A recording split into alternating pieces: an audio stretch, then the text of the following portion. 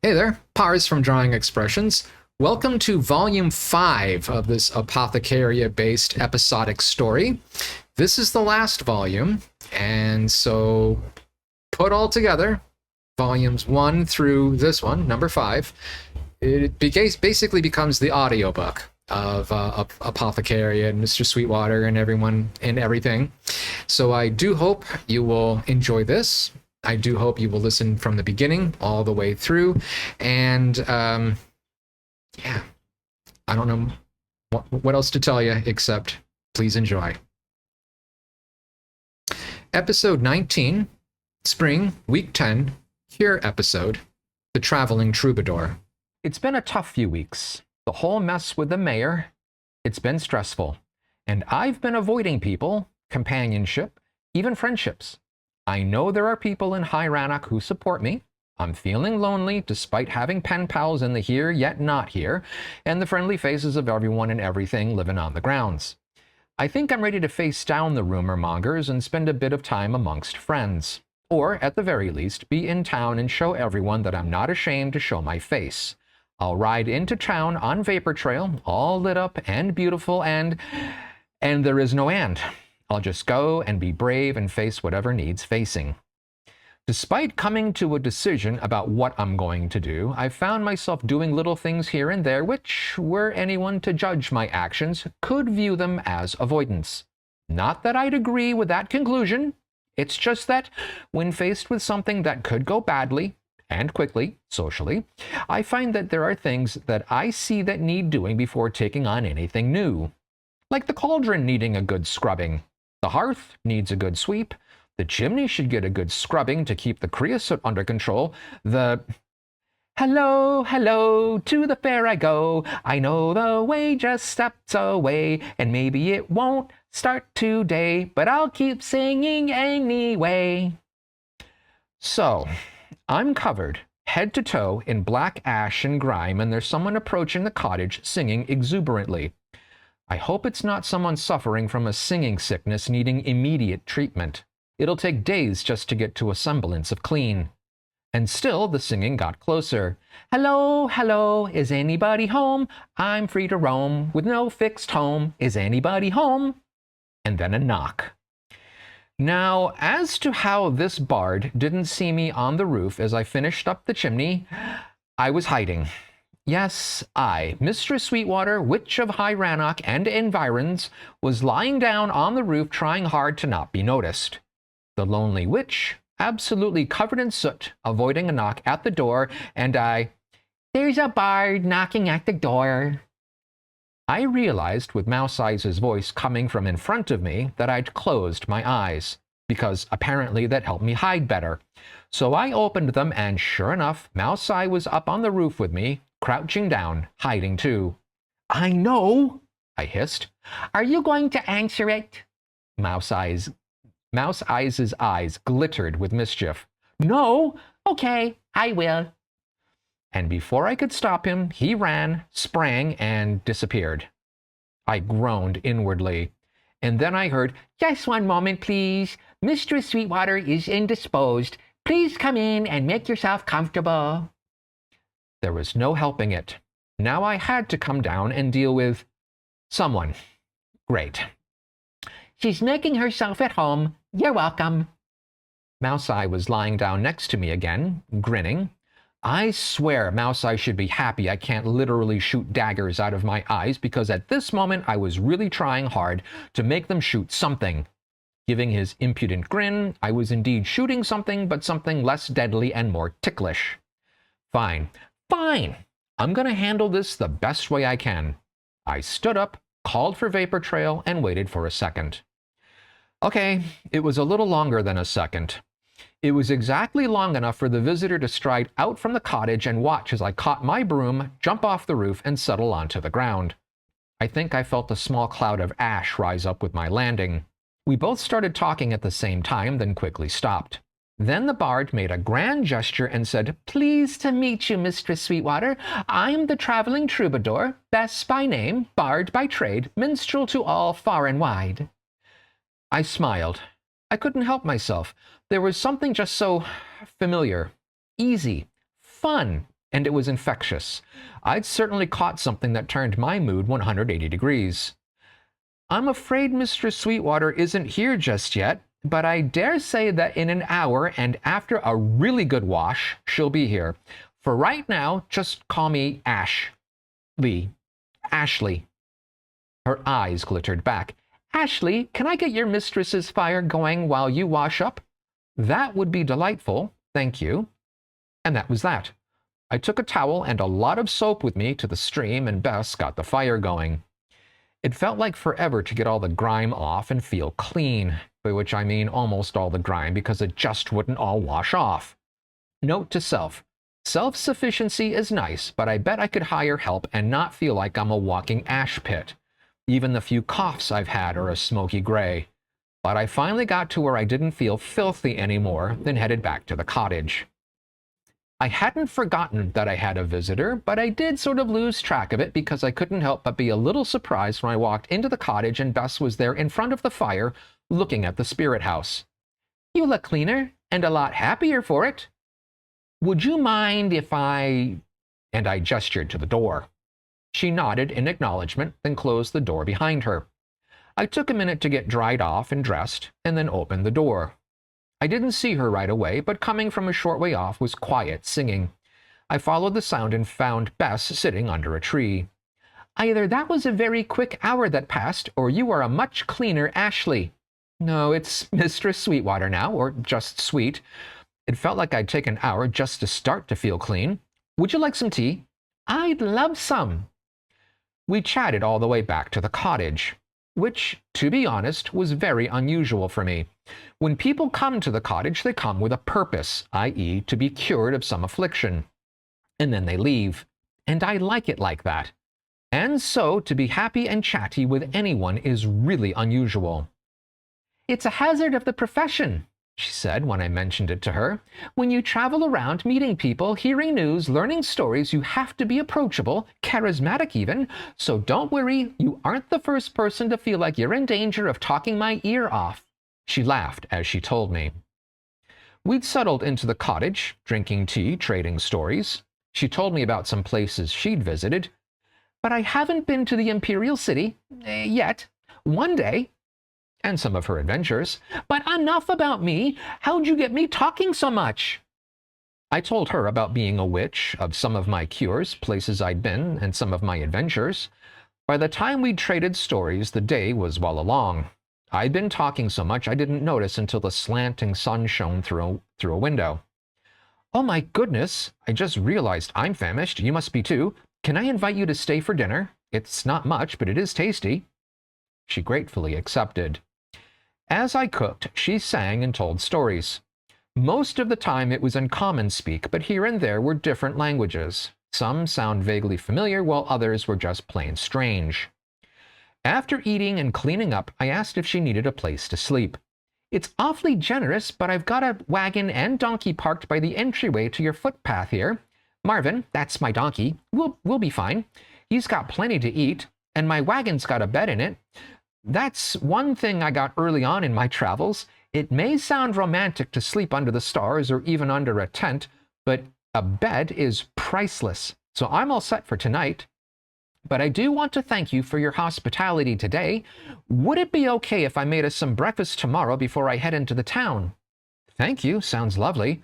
Oh, are you here for the Spring Festival? It's not for 3 weeks yet, but I believe it's quite the thing. 3 weeks early? I guess I lost track of the days. It's longer than I usually stay in any one place, but let's see how things go, and if it makes sense, I'll stay for it. The sun was on the verge of dipping below the horizon when Bess, whistling, made her way towards her wagon. And as I went to bed, I felt it was like a warm spot in my soul. I have pen pals and a best bestie, but this instantaneous friendship is wonderful. I woke up the next morning in a fantastic mood, and yes, it was before the sun rose. I wanted the day to start and to be long and wonderful. Before it gets asked, yes, I had the fire up and ready to go. What I had for plates and cutlery were polished. Multiple times. It kept me from pacing in the cottage. Staying in the cottage kept me from knocking on a certain someone's wagon door. Nervous much?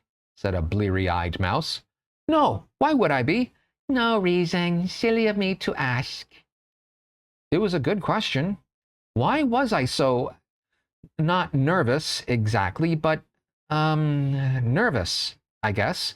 But not a bad nervous, a good nervous. Knock, knock, said the very welcome figure who stepped in. Hi, I chirped. She laughed throatily. You're quite awake. Sleep okay? I did. And you? So good. Ready for breakfast a la Bess? Ravenous. Good. Then let's get cooking. Bess surveyed what I had, then grabbed a few ingredients and started cooking. It smelled, how to put it? Alarmingly bad.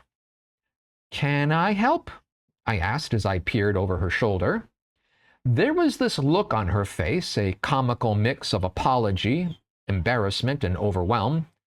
I really wanted to surprise you with a good breakfast, and I think I really wanted to surprise myself with the ability to make one. But, it's not to be this morning. I'm sorry I wasted the food. No worries. How about this? You tell a tale or two, and I'll whip up a couple of omelets tout sweet. I tossed her cooking atrocity out and quickly replaced it with my plain Jane, but filling and tasty, fare. Meanwhile, she told a story about the love of a fisherman who lived along a river for a river nymph and the child that was born from that relationship. His name was Bank, and he lived a remarkable life. It was as if the spirit of humanity and the river water combined to form someone who could go with the flow when needed, but could also blast through and around any and all obstacles in his way. He became a wise mayor, a beneficent provider, and a fierce protector. When he died at the ripe old age of 352 years, his body was placed in the river, where it literally dissolved and washed away. I had to force myself to not pay all my attention to her telling. I didn't want to scrap yet another breakfast attempt. As we ate, I decided to tease Bess a little. Where did you learn your cookery skills? I grinned as I asked. She took a minute to chew a few extra and perhaps not absolutely necessary times. I, didn't spend much time in the kitchens growing up. I was, doing other things, other chores, you know? I had to ask. So what were you trying to put together this morning? She gave a weak smile. Tavern keepers make it look so easy. Just throw things together and have it be delicious. So I figured, how hard can it be? Now I know. I should have stuck with roasting miscellaneous rodent and or birds on a spit over an open fire.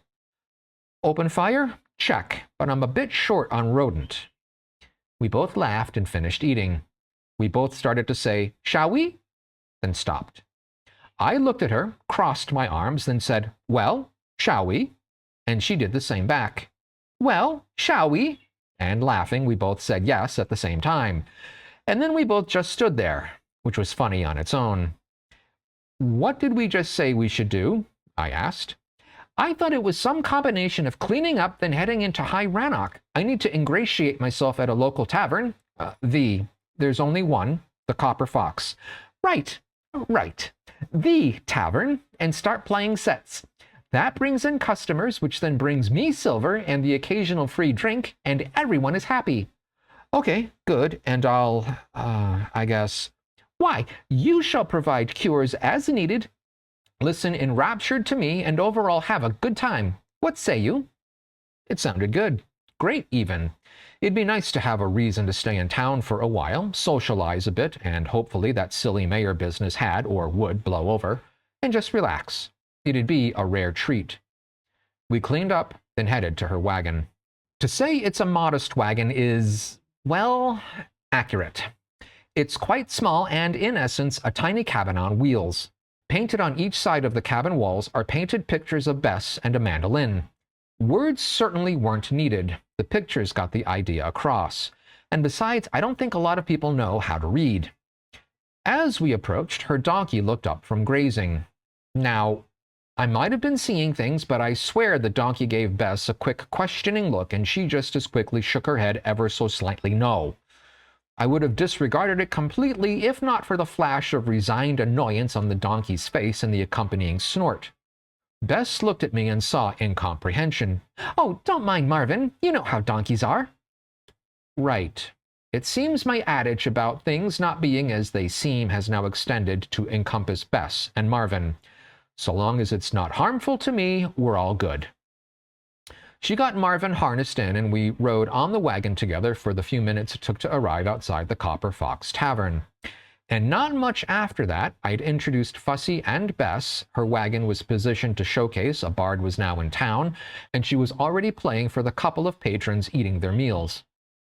I felt bad that so few people were here to listen, but both Fussy and Bess assured me everything was just fine. Give it time, they said. Advertising comes in many forms, they said. It'd be the crowd tonight that would dictate just how successful, or not, Bess had been at drawing and keeping a crowd. And they were so right. The after-work and dinner crowd was bigger than usual, so said Fussy, but it was the rowdy evening crowd that Bess really played to. The songs were boisterous, bawdy, bodacious even, and a major hit. People sang, danced, swayed, mostly from the enormous amounts of beer and spirits being consumed, and overall had a fantastic time. Fussy was run off his feet keeping up with orders. Robert Robertson was doing his best to help, and even I got enlisted. The roar of the room was enough to bury whatever mean and or rude comments were directed towards me. As the nighttime entertainment continued, the mayor and his wife came in and sat down. Things got a bit tense at first, almost as if the people in the room were embarrassed to be having a good time, but the mayor quickly began singing along with the songs and the room exhaled. His wife, a severe-looking woman, sat watching the proceedings, not participating much at all. Maybe it was because she was under the weather. Her nose looked red and she was constantly dabbing at it with a handkerchief.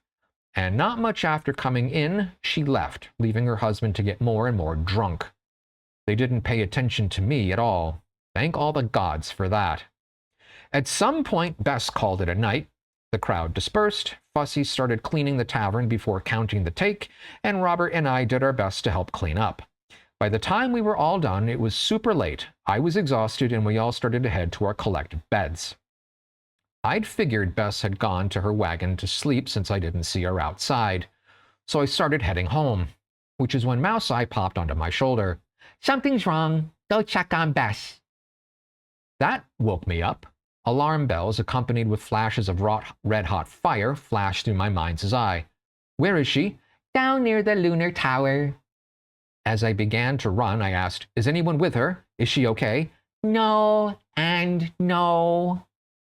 Minutes later, and following the sound of coughing, I found her sitting with her back to the solid rock of the ritual stone. The little labyrinth that led to the center was still filled with debris, but she'd somehow made her way through. "Bess?" I called. "What's happening to me?" she cried. At first I thought she was referring to her coughing, and then after a minute I realized she was definitely referring to her coughing. "I was feeling fine, but I needed a bit of air, so I walked down here, and then I started hacking away, but I still feel fine." Her voice is mellow, melodious, rich. The cough was rough, severe, and an octave or two higher than it should have been. She was coughing someone else's cough. I asked if she wanted company going back to the wagon. "I can't go back into town. If people suspect I'm unwell, they'll at best assume I won't be performing for a few days. At worst, they'll blame me for all the pounding headaches and body aches they're going to feel from being hungover. No, I'll stay here, but can you help me?" Mentally, I scanned the old witch's book and found a diagnosis. Ventriloquist cough.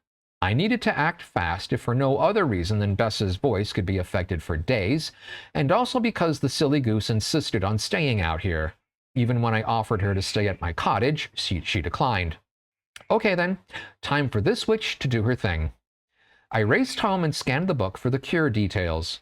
Ghost goo, already in the cupboard, would take care of half the problem. For the other, I needed to go to the Hollow. I stifled my automatic complaining about the place and instead grabbed my things and headed off with Mouse Eye on my shoulder. "You don't suppose," I started to say as I made my way towards the dungeon. "Suppose what?" It felt like I knew what was going on one level at least, but the dots just weren't connecting in the racing to the area I hate after spending the day being around more people than I've ever been around in my life and exhausted from a half-dozen different causes, not the least of all was a magical malady that had struck my new friend level.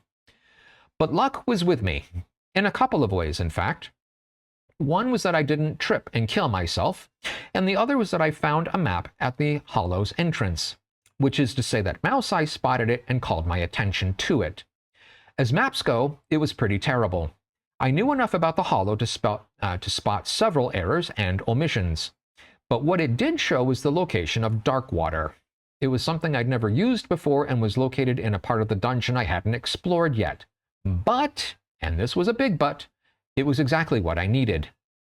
In my mind, back at the level that was busy connecting dots, more and more different dots were being drawn into the big picture, or pictures, I had no clue, which I was still not grasping at my current level, which pretty much consisted of stumbling forward towards the next needed step to make a potion. I hoped the mimic, as Igor calls it, would show up and guide me. Nope. I hoped Mouse Eye would talk to me to help distract me from my exhaustion. Didn't happen, and frankly I was too tired to ask, but the map was accurate enough, and by following it I reached it's not something you can call a well or spring. It was kind of like a pool full of a heavy, very sweet, very dark syrup. I'd hesitate to add hot water and turn it into a tea. It was just that sweet. A little while later, I was back home prepping the potion. Ghost goo boiled, and to it I added the raw dark water, and since dark water induces a medical sleeping condition, I added some wigfish to counteract it. With it all prepared, I made my way back to Bess. True to her word, she'd stayed at the ritual stone, still coughing that awful hack. I navigated the brambles so I could hand her the potion. A few gulps of potion later, and gagging from the clinging and cloying sweet, she stopped coughing. We both waited to see if the dreaded cough would come back. It didn't, leaving both of us relieved. We were now, both of us, leaning against the cool, heavy stone, enjoying the coughless quiet and, for me anyway, the lack of creepy dungeon darkness. The night here was refreshing, dark but delightful. Thank you. I don't know what I would have done if you hadn't cured me. She leaned over and laid her head on my shoulder. It felt comfortable. I think it would have gone away on its own. Someone cursed you. Someone with a cough. I should say, cursed you to cough for them. So after they would have stopped coughing, you'd have stopped too. But it's good we got it stopped before your singing voice was affected. The quiet settled on us again, until, sweet? Did that potion have to be so sweet? Well, of course, I replied in mock outrage. We both got a chuckle from that. Shall we head to bed? It's really starting to get chilly. I think I said that. Maybe she did. I was so tired I think we both ended up napping while we were sitting. By mutual agreement, we headed back. I had to walk through town to exit through the correct gate, so I walked her to her wagon. Thank you again. I mean it. Thank you. She gave me a quick hug and a peck on the cheek before dashing inside her wagon. And I walked home, both happy that I'd cure her and miserable that the night had come to an end. Numb, I trudged home, undressed, more out of habit than anything else, and collapsed into bed. Ordinarily, that would be that. I'd effected a cure, they'd left, and I was left alone to my own devices. Ordinarily, that was the order of things, the normal course of affairs, my preferred existence, but today? Tomorrow? Yesterday? What time is it? What day is it?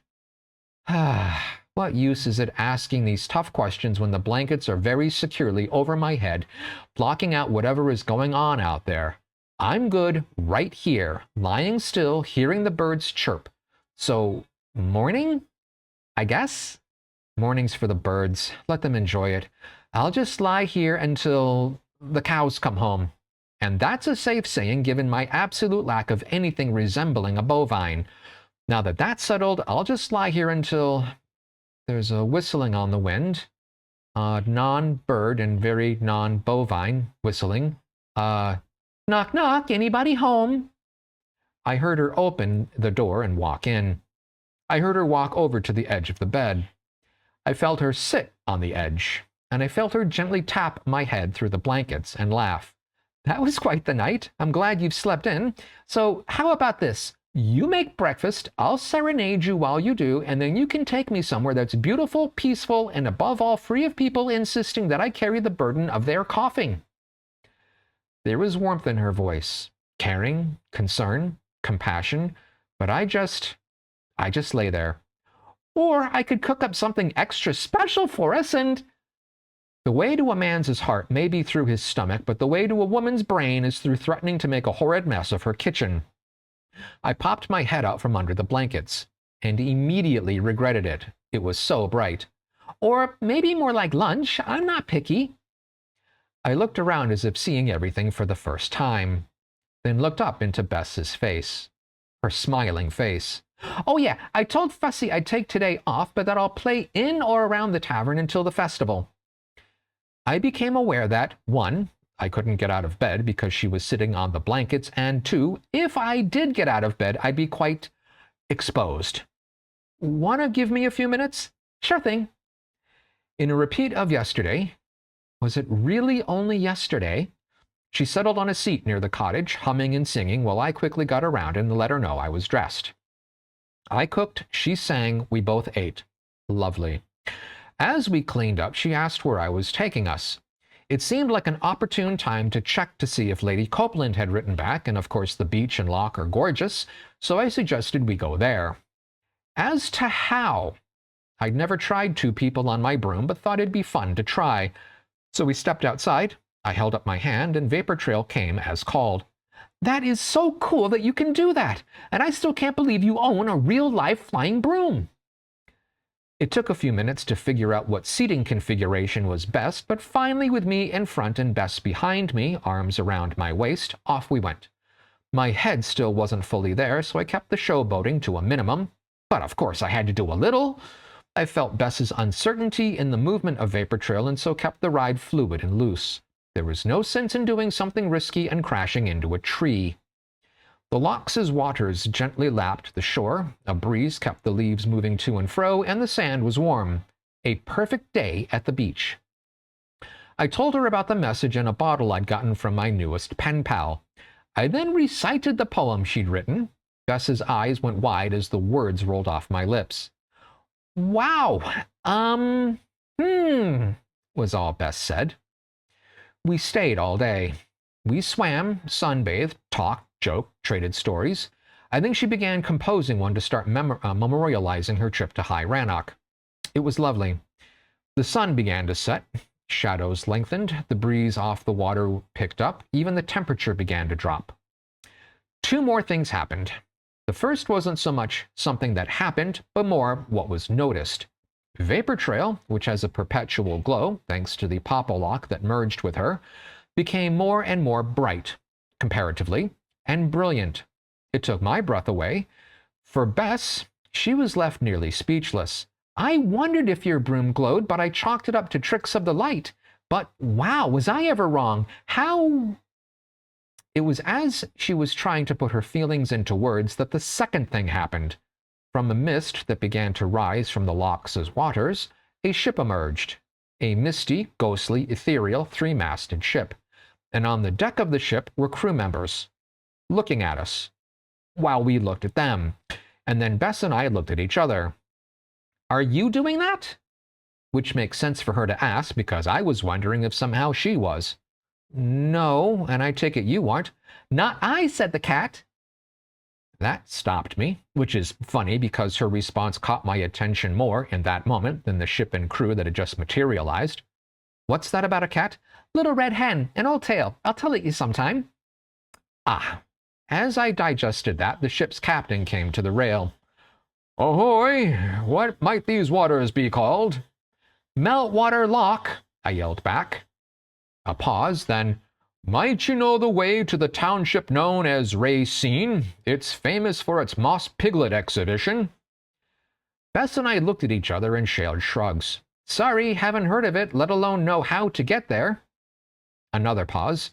Well, apparently neither does my navigator. No matter, we're here and anchored. I'd be honored if you'd grace us with your presence on board. Another shared shrug. Sure. Wonderful. Wait there and I'll have a boat launched to bring you over. I raised my hand, and Vapor Trail, in all her lighted glory, shot into my hand. Or you can make your own way here. A minute later, Bess and I were on deck, and minutes after that, there were songs, dancing, and drinking all over the ship. Bess reached for an accordion and played songs. As crew members sang their songs and told their tales, she was actively listening, learning, absorbing.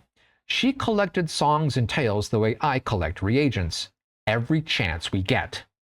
I did hear someone say something like, "Well, shiver me timbers, listen to that voice," before an older crew member slapped him across the chest.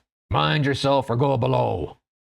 And then the first one said something like, "Well, quartermaster, I hear you, but there's a mast below decks," and followed by another slap. "These ladies are the captain's guests. Would you insult the captain and his guests and sully his hospitality?" There was a far more meek, "No, sir," and then the quartermaster ended with, "Then not another word on the matter."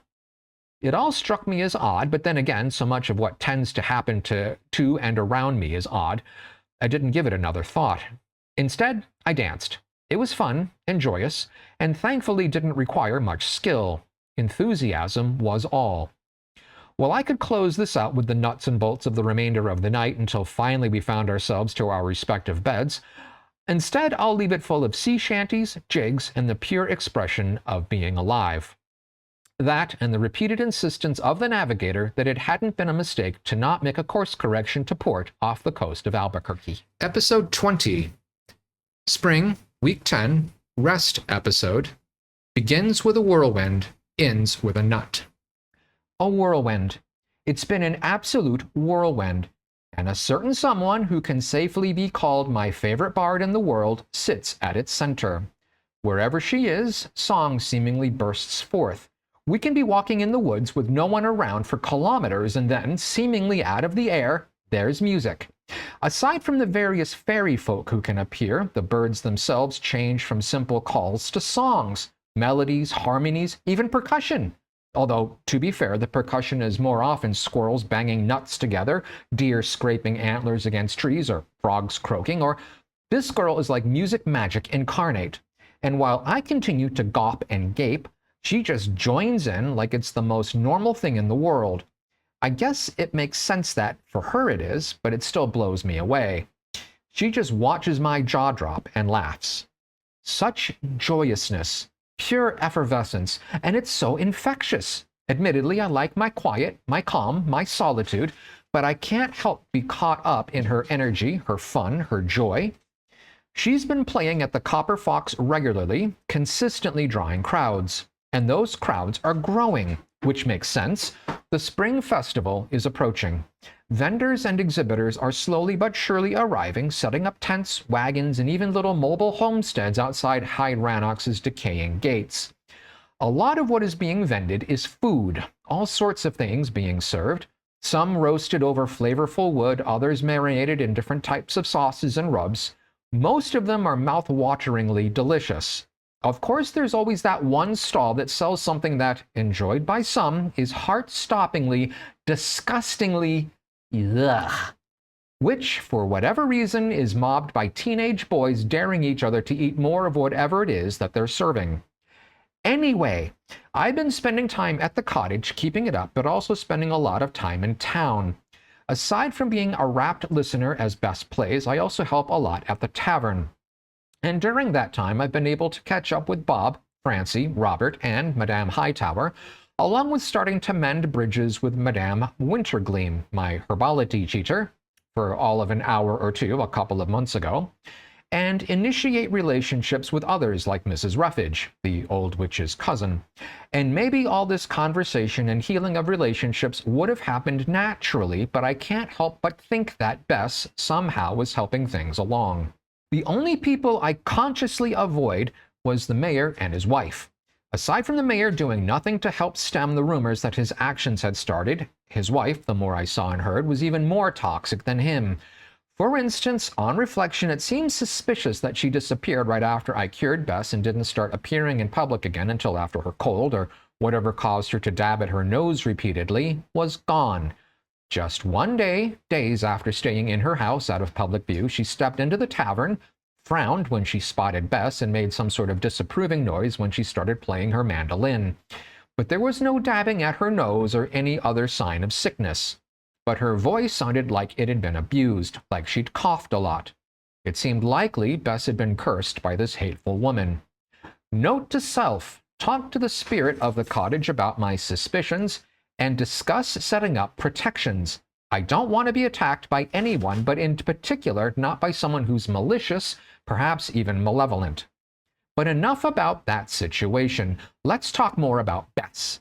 Like how last night, during a break in her playing, she came up to me, put her arm around my waist, snuggled up close with her head on my shoulder, and just stayed there.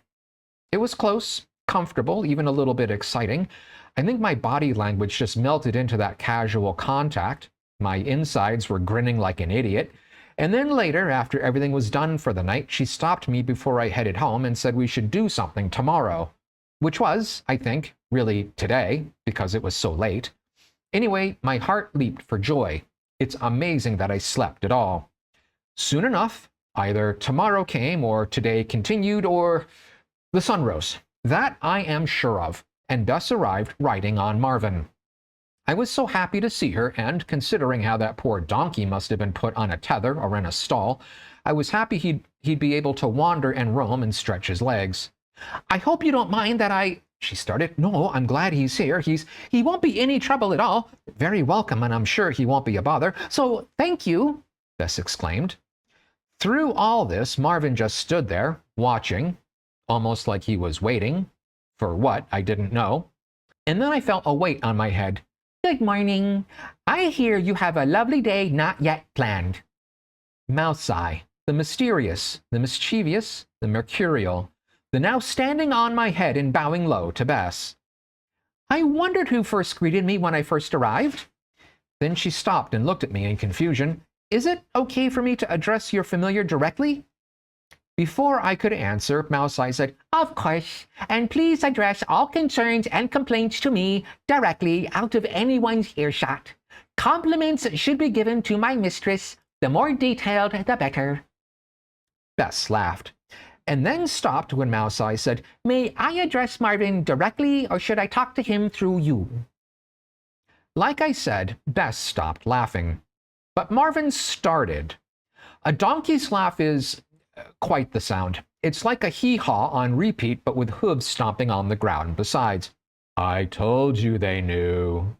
Marvin's voice is deep, sonorous, almost mournful, but as easy to understand as anyone else. Bess looked at me. "You knew?" It was almost accusatory. I was lost for words. Luckily, Mouseye was on a roll. "No, she had no idea, but I watch and listen. So when a supposedly mute farm animal is muttering that he's one of the most intelligent creatures ever in the history of the world, eating hay he wouldn't wish on the least of rodents, let alone on noble beasts like himself, I pay attention." We were all standing there, quiet, confused.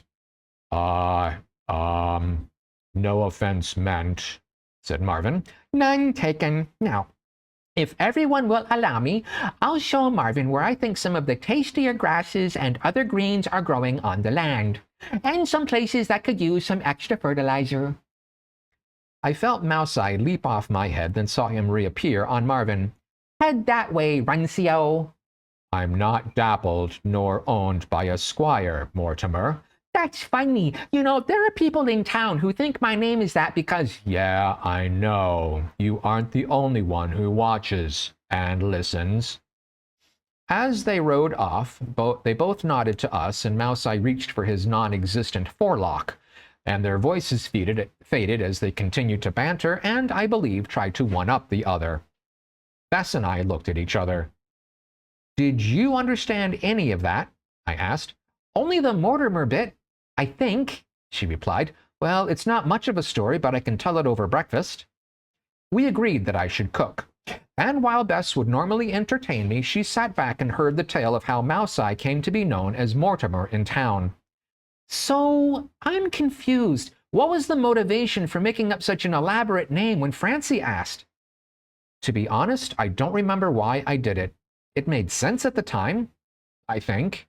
Or not. Which is why the first sounds I made trying to answer Bess's question consisted of ums, ahs, false starts, and a fair amount of chuckling. I finally landed on, I don't know. She laughed. Fair enough. It made sense in the moment. Got it. We ate, cleaned up, checked to make sure Mousei and Marvin were doing okay. They were. Then moved on to discussing the adventure du jour. How would you feel about visiting the Cloud Isles? I asked. Sounds fun. Are they isles that are seemingly made of clouds, but are otherwise properly on the ground? Or are they more like seemingly ground, but are otherwise floating in the air? If I say the second option is much closer to the truth, would that be okay? Sure. Why not? Let's go. Which is how we ended up in front of the cottage, vapor trail ready to board, and the two of us getting ready. If it's okay with you, I'd like to do something a little different today. You game? Bess gave me an uncertain smile. Sure. In for a penny, in for a pound. I had her stand on the bristles, facing front, with me standing behind with my arms around her waist, keeping us close. And then we lifted off, more like hovered, just a few meters above the ground. I felt her relax as she got used to the sensation of standing and flying. And then I had the broom start on our way. The only difference between my usual flying and now was the gentle way we gained altitude. It took a little longer to get up to the Isles, but it was fun and relaxed. Bess enjoyed seeing the lands around the cottage and High Rannoch, and then seeing the undersides of the floating islands closing in closer and closer. I shared the story about my balloon trip with Madcap, and it was as wonderful to share this time with Bess seeing the Isles for the first time. It allowed me to relive my first time and also to understand what Madcap must experience every time he brings someone new to this magical place. And in that spirit, I whispered in her ear, "Your wish is my command." She looked over her shoulder. My wish is to land somewhere like that island, that big one over there. Moments later, we were on the indicated island. She breathed a sigh of relief, then kissed the ground. Was it that bad? I asked, concerned I'd gone too far with my desire to share and show off. She laughed. I got used to it after a bit, but it's nice to be able to walk around and sit. We settled in and looked around. The islands made of cloud nestled in cloud. It was amazing. We took it all in, walked around, explored the forest growing on this bit of ground. What an adventure! Sweet! Do these islands ever crash into each other? I don't know. Why? That island over there is getting awfully close. I looked where she was looking at the approaching island. I had no idea if they collide, but better to be safe than sorry. I ran to where Bess was standing, called for Vapor Trail, and had her grip the broom. Trust me on this. Don't let go of the handle. We're going to take 3 strides towards the approaching island. Ready? 1, 2, 3. On 3, I had the broom gently lift us above the land. It was effective, but awkward, the two of us gripping the handle of a flying broom as 2 land masses bumped into each other. And it was interesting watching as the smaller one, the one we jumped towards, crumple a bit, becoming smaller with the pieces of debris floated off. The bigger island, what we had been standing on, had a small ripple, like an earthquake, run over it entirely. I wondered if this was how the various islands formed, collisions and joinings and calvings and whatnot. I started wondering if anyone knew the history, the science, sweet? Bess's voice, normally filled with confidence, sounded a bit panicked. Hi there, I'm not sure what the plan is, but would you mind doing it soon? I realized that I'd sent us towards where the smaller island had come from, but hadn't adjusted to where it was now. We were currently holding on to Vapor Trail as we sailed through empty air. Sorry, here, let's do this, I said as I aimed the broom towards the smaller island. A few seconds later, we were on firm, or at least floating, ground again. As we touched down, Bess went immediately onto her knees and kissed the ground. Then, looking at me amidst a bit of laughing, which held an uncomfortable amount of hysteria, Ground, I've never fully appreciated the importance of your job until this moment. And then she half folded, half collapsed, ending up on her back, arms outstretched like she was maximizing contact with the ground. You sweet, Do you show all of your guests this good of a time? I stood there, dying inside. All I'd wanted to do was to show Bess my world, and here I was scaring her, panicking her, disappointing her. Which is when I more felt than anything else, Bess gently hugged me. You are a daredevil, an amazing daredevil. You kept your head, kept us safe. I mean, yes, scared the bejeebers out of me, but you... Her laughter, thankfully, had lost its edge. How about we agree that we have no more adventures today? Is that okay? I was just about to agree when another adventure reared its head, or baaed, plaintively is more accurate. Stepping out from behind some rocks, a sheep slowly, shyly approached. Baa! Bess and I both began asking each other, ourselves, and I think the air, how a sheep had gotten onto this island. I, without really paying attention to what I was doing, being more focused on asking the same questions over and over again and being surprised that the answers weren't magically coming forth, slowly approached the wayward farm animal and realized there was no way for me to know where this sheep belonged. It did look similar to one I'd found on Moonbreaker Mountain a few weeks ago, but I'd had Mouse Eye there to translate. Here and now, I just had me. Half jokingly, I asked Bess, "You don't happen to speak sheep, do you?" She thought I was fully joking. No, unfortunately. When I was choosing courses at the Bard Academy, I opted to learn prehistory. There's a Bard Academy? Proud graduate. And they teach prehistory? No. Oh. I began to wonder, could I get anywhere with sheep in the same way Mouse Eye could? And so I started to focus on Mouse Eye and his ability to communicate, on the sheep and its language, on Bess and her ability to transcend language with song, and on the spirit house and its ability to harmonize with everything. I imagined being at the cottage with the sheep in front of me. I felt meaning and compassion rise up from deep inside me, the sounds coming up my throat and out of my mouth, even to the point of feeling like I was a sheep. The sounds I made were, to my human ears, absolute nonsense, but when the sheep answered back, I knew where we had to go. She belongs to the Bleeders. What's that? A traveling troop of sheep? No, it's a family that live on a farm near Moonbreaker Mountain. And what? We're going to rescue this sheep? How? There's barely enough room to fit the two of us on the bristles. And that was certainly true. How could a rescue be effected with Bess and me, a stranded sheep, and one broom? I needed help, so I called for Vapor Trail. I held her, communed, explained, and an idea came. A surprising idea. A brilliant idea, and by brilliant, I mean something brilliant. The popolock that had enhanced the broom morphed, shifted, changed.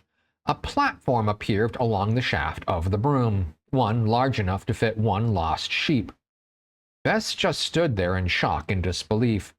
You know, often when I hear tales of wondrous things, I get the feeling that somewhere in the telling and retelling, things get added simply to make it more interesting. If I've ever figured out how to tell my experiences up here, I'm going to have to dial it back, otherwise no one will believe me. In the few minutes it took to get everything situated, Bess was repeating the events of the day, and then muttering about not believing things herself, and then back to recounting the day's events. If only she'd known things were going to be even more unbelievable before our outing concluded. Now, by unbelievable, I don't mean Bess's reaction to my suggestion that, with the rescued sheep perched on the just-created perch on the broom, that we should sit/stand/be downwind of said sheep and any, how should I put this, waste material that could fly at us. And for some reason, whether Bess would be in front of or behind me didn't really matter. Since I'd always flown Vapor Trail handle end in front, it didn't dawn on me, until Bess's adamant refusal to fly that way, that we could fly bristle end first. Which then got me thinking about everything we'd done so far with Pop making the needed modifications, which led to my taking a minute with the broom, having a bit of a chat about a thought or two, and... What? That, probably needless to say, was Bess after she saw the... I suppose edifice is an adequate word for what now sat on the bristles. made purely of light, but as solid as rock, was a tower of sorts. It wasn't big in terms of footprint, but was big enough to allow for small rooms stacked one on top of the other. Sleeping cubbies, sitting rooms, and observation deck on top. I think I forgot to mention that there need not be too many rooms or levels. Bess approached it, seemingly having a difficult time processing it. It's like something from an epic story. The nemesis in the Ramayana was Ravana, and he'd managed to get his hands on a shape-shifting chariot called Pushpaka. With that, he made something similar to this, which just casually appeared after talking to your broom. I mean, who are you? I didn't know how to answer that, so I went with the familiar. I'm sweet, just sweet, a witch, and someone who tends not to ask for help when she should, because when I do, things like this are possible. Is there a bouncy castle in this thing? What's a bouncy castle? She told me. Thinking she was serious, I asked Vapor Trail. A small adjustment later, yes, there is now. Of course there is. She started to enter the tower, then looked over her shoulder. Bouncy castles are way more fun when bouncing in them is more than one. And then she smiled. Tears started to flow. My heart exploded. My mind felt a tremendous pressure release of a sudden, leaving me a complete wreck on the inside. Happily miserable, that was me. And again, felt more than anything, she slid in, held me, embraced me, hummed a lullaby, and just let me release my anxieties, my fears, my insecurities. I held on to her, my lifeline, my safety, my comfort. Thank you for being my friend, for coming here with me, seeing the world as I experience it. She kissed my cheek in acknowledgement, then said, Do you know what will make this rescue even better? The bouncy castle. She pulled out of the embrace, wiped the tears from my eyes, then grabbed my hand and led me to the tower. I know you probably know where it is, but don't tell me. Let's find it together. Which is how we flew to the Bleeders' farm. One sheep on a platform, which became more of a stall, and two silly women jumping and bouncing and laughing and exhausting themselves. And one broom on more or less autopilot, because since I'd been to the farm once already, it could follow my mental map. Later, two sweaty women were laying on the springy floor, all played out. Sweet, did I ever tell you about my fear of heights? No, but I got the idea. I could get used to this, though. Imagine flying from place to place in a light palace. Would you ever consider... consider what? Bess hesitated, then, no, nothing. Forget I said anything. I shrugged. Okay. We sat quietly for a minute or two. I was on the verge of not forgetting about whatever Bess had been about to ask when we felt a slight weight press down on us, then release. The thought came to me that we might have landed. That was followed up by sheep bleating, children calling out, and farm smells seeping through the walls. It took a minute to descend, which gave one of the bleater's older children a time to approach the broom. Ah, Mr. Sweetwater, this is an impressive vehicle. What brings you here? The bah of the sheep came before my answer. I believe that sheep is yours. I believe so. Find her on Moonbreaker Mountain? No, the Cloud Isles. That stopped him, but how? I admitted that I didn't know. And then I opened the light pen and allowed the sheep to exit. By that time, Mrs. Bleater had made her way to us. Mistress, you're getting to be quite the shepherd. Will you and your friend join us for dinner? Bess and I quickly looked at each other, gave affirmative looks, then I said, We'd be delighted. Wonderful. I'll let you freshen up. Much like last time, there was a parade of children who led us to a room where there was a basin of water and some cloths. What was different this time was the presence of someone who could muster up martial music at the drop of a hat. We all trooped off into the house. And much like my prior visit, the dinner served by the family was basic, and yet there was plenty, and it was all tasty. After dinner and cleanup, Bess was introduced to the song the Bleeders like to sing when hosting company, and was also a favorite of the old witch, She'll be comin' round the mountain. While I contributed a couple of verses like, She'll be flying vapor trail when she comes, Bess put together a few gems and even included one that got the children excited. She'll be bringing sweets and chocolates when she comes, until they realized Bess's pockets were empty. Another verse she used made fun of our failed reagent hunt. She'll have failed to find some whale poop when she comes. See, and I forgot to mention it earlier, we'd spotted star shards right away, and so I thought we could also find ambergris. Technically, ambergris is a whale excretion, so it could be whale sweat, or whale eye mucus, or it's whale poop. And despite looking high and low for it, and we found plenty of things that looked like ambergris, but weren't, we didn't find any. Bess, oddly, seemed relieved every time we didn't find some. Weird. Anyway, the bleeders very politely offered to have us stay the night. Bess and I declined at the same time, which really was a bit weird. I mean, I know with Vapor Trail I can get home from anywhere and do so safely, and by special request do so in a bouncy castle. Bess, though, she seemed unusually anxious to not spend the night here. I had told her on our way during the sheep rescue about the group bed and how it had been a bit cramped but otherwise very comfortable.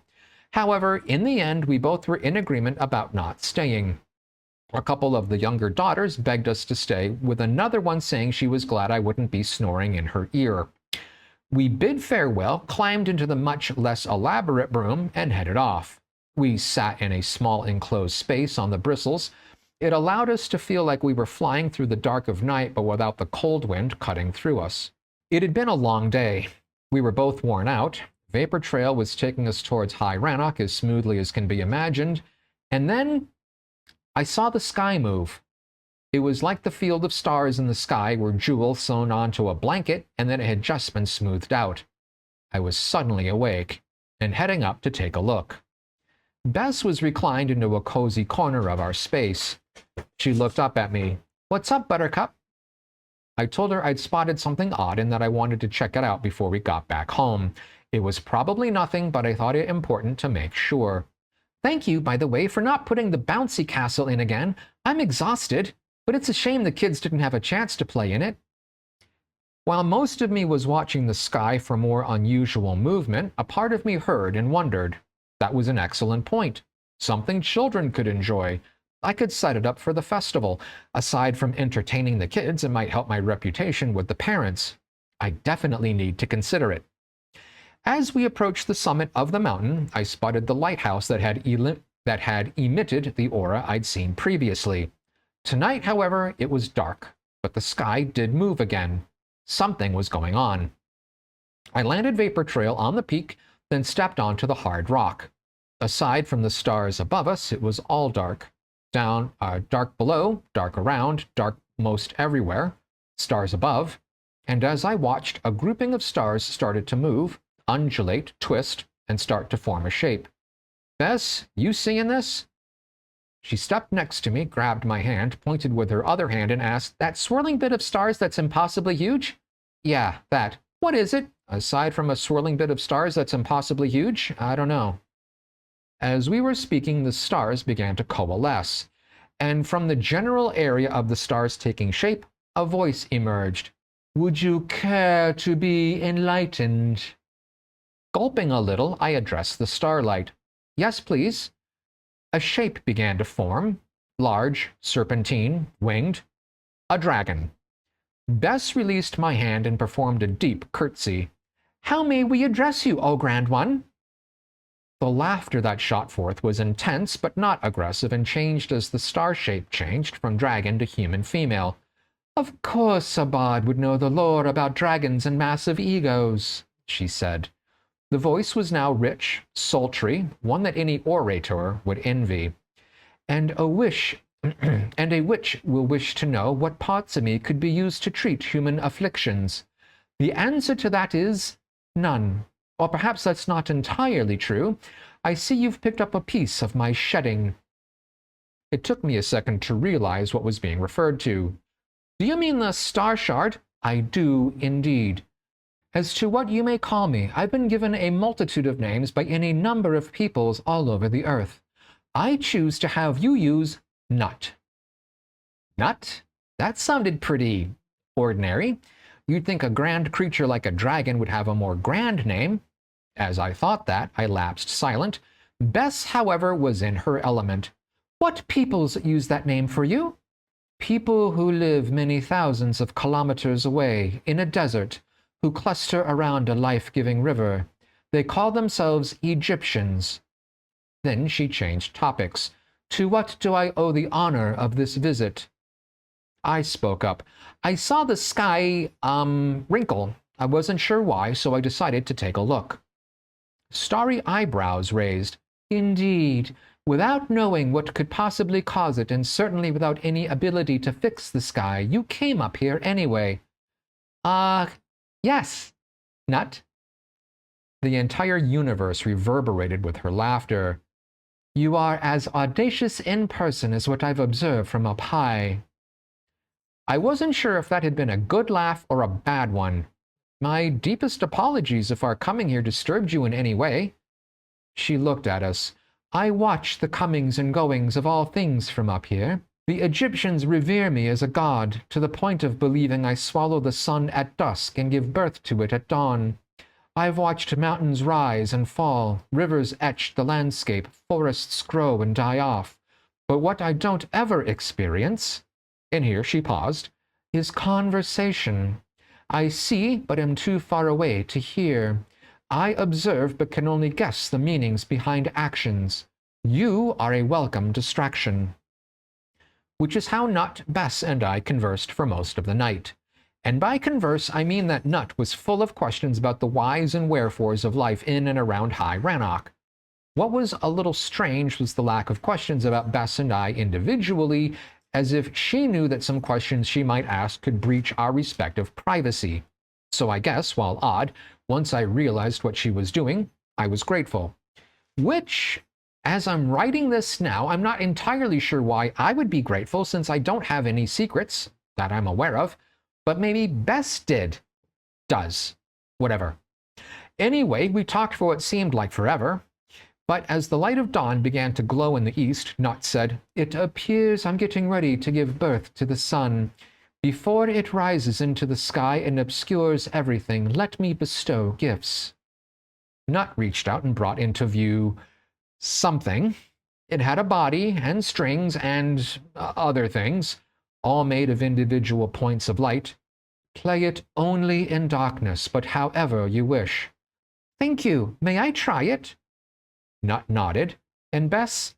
I don't know what exactly it was that she played, but it sounded like something only royalty, and not human royalty, would ever hear. Glistening stars fell from twinkling eyes. That was magnificent. Thank you, Bess. To me, Nut gave a crystal. This is called a moonstone, harvested from the moon. It will purify potions. After a few uses, it must itself be purified. You must discover the purification process for yourself. Like the moon, moonstone can be fickle, changeable, and cloak things in layers of shadow. I curtsied, not as elegantly or smoothly as Bess, but with genuine emotion and gratitude. My apologies, Nut, but I have nothing to give to you. Your curiosity has already given me a gift. Besides, who knows when the needs of a dragon, even a star dragon, might require a skilled witch. We bowed and bobbed, and with all the social niceties observed, I followed Bess for pretty much all of it, we got onto/into Vapor Trail. She lifted off, and I pointed her home. Sweet, you said, and it feels like ages ago, that my wish is your command. Is that still true? Absolutely. Then my wish is that I pass out here and now and not go through all the trouble of going to my wagon tonight. Is that okay? It's your wish, my lady, so therefore my command.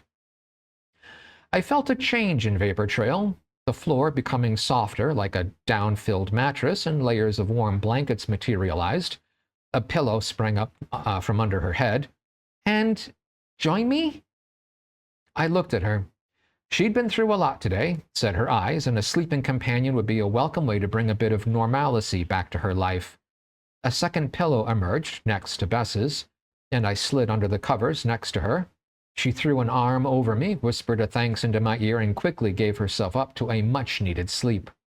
Before I dozed off, I instructed Vapor Trail to land on the cottage grounds and to let us sleep uninterrupted until we were ready to wake up.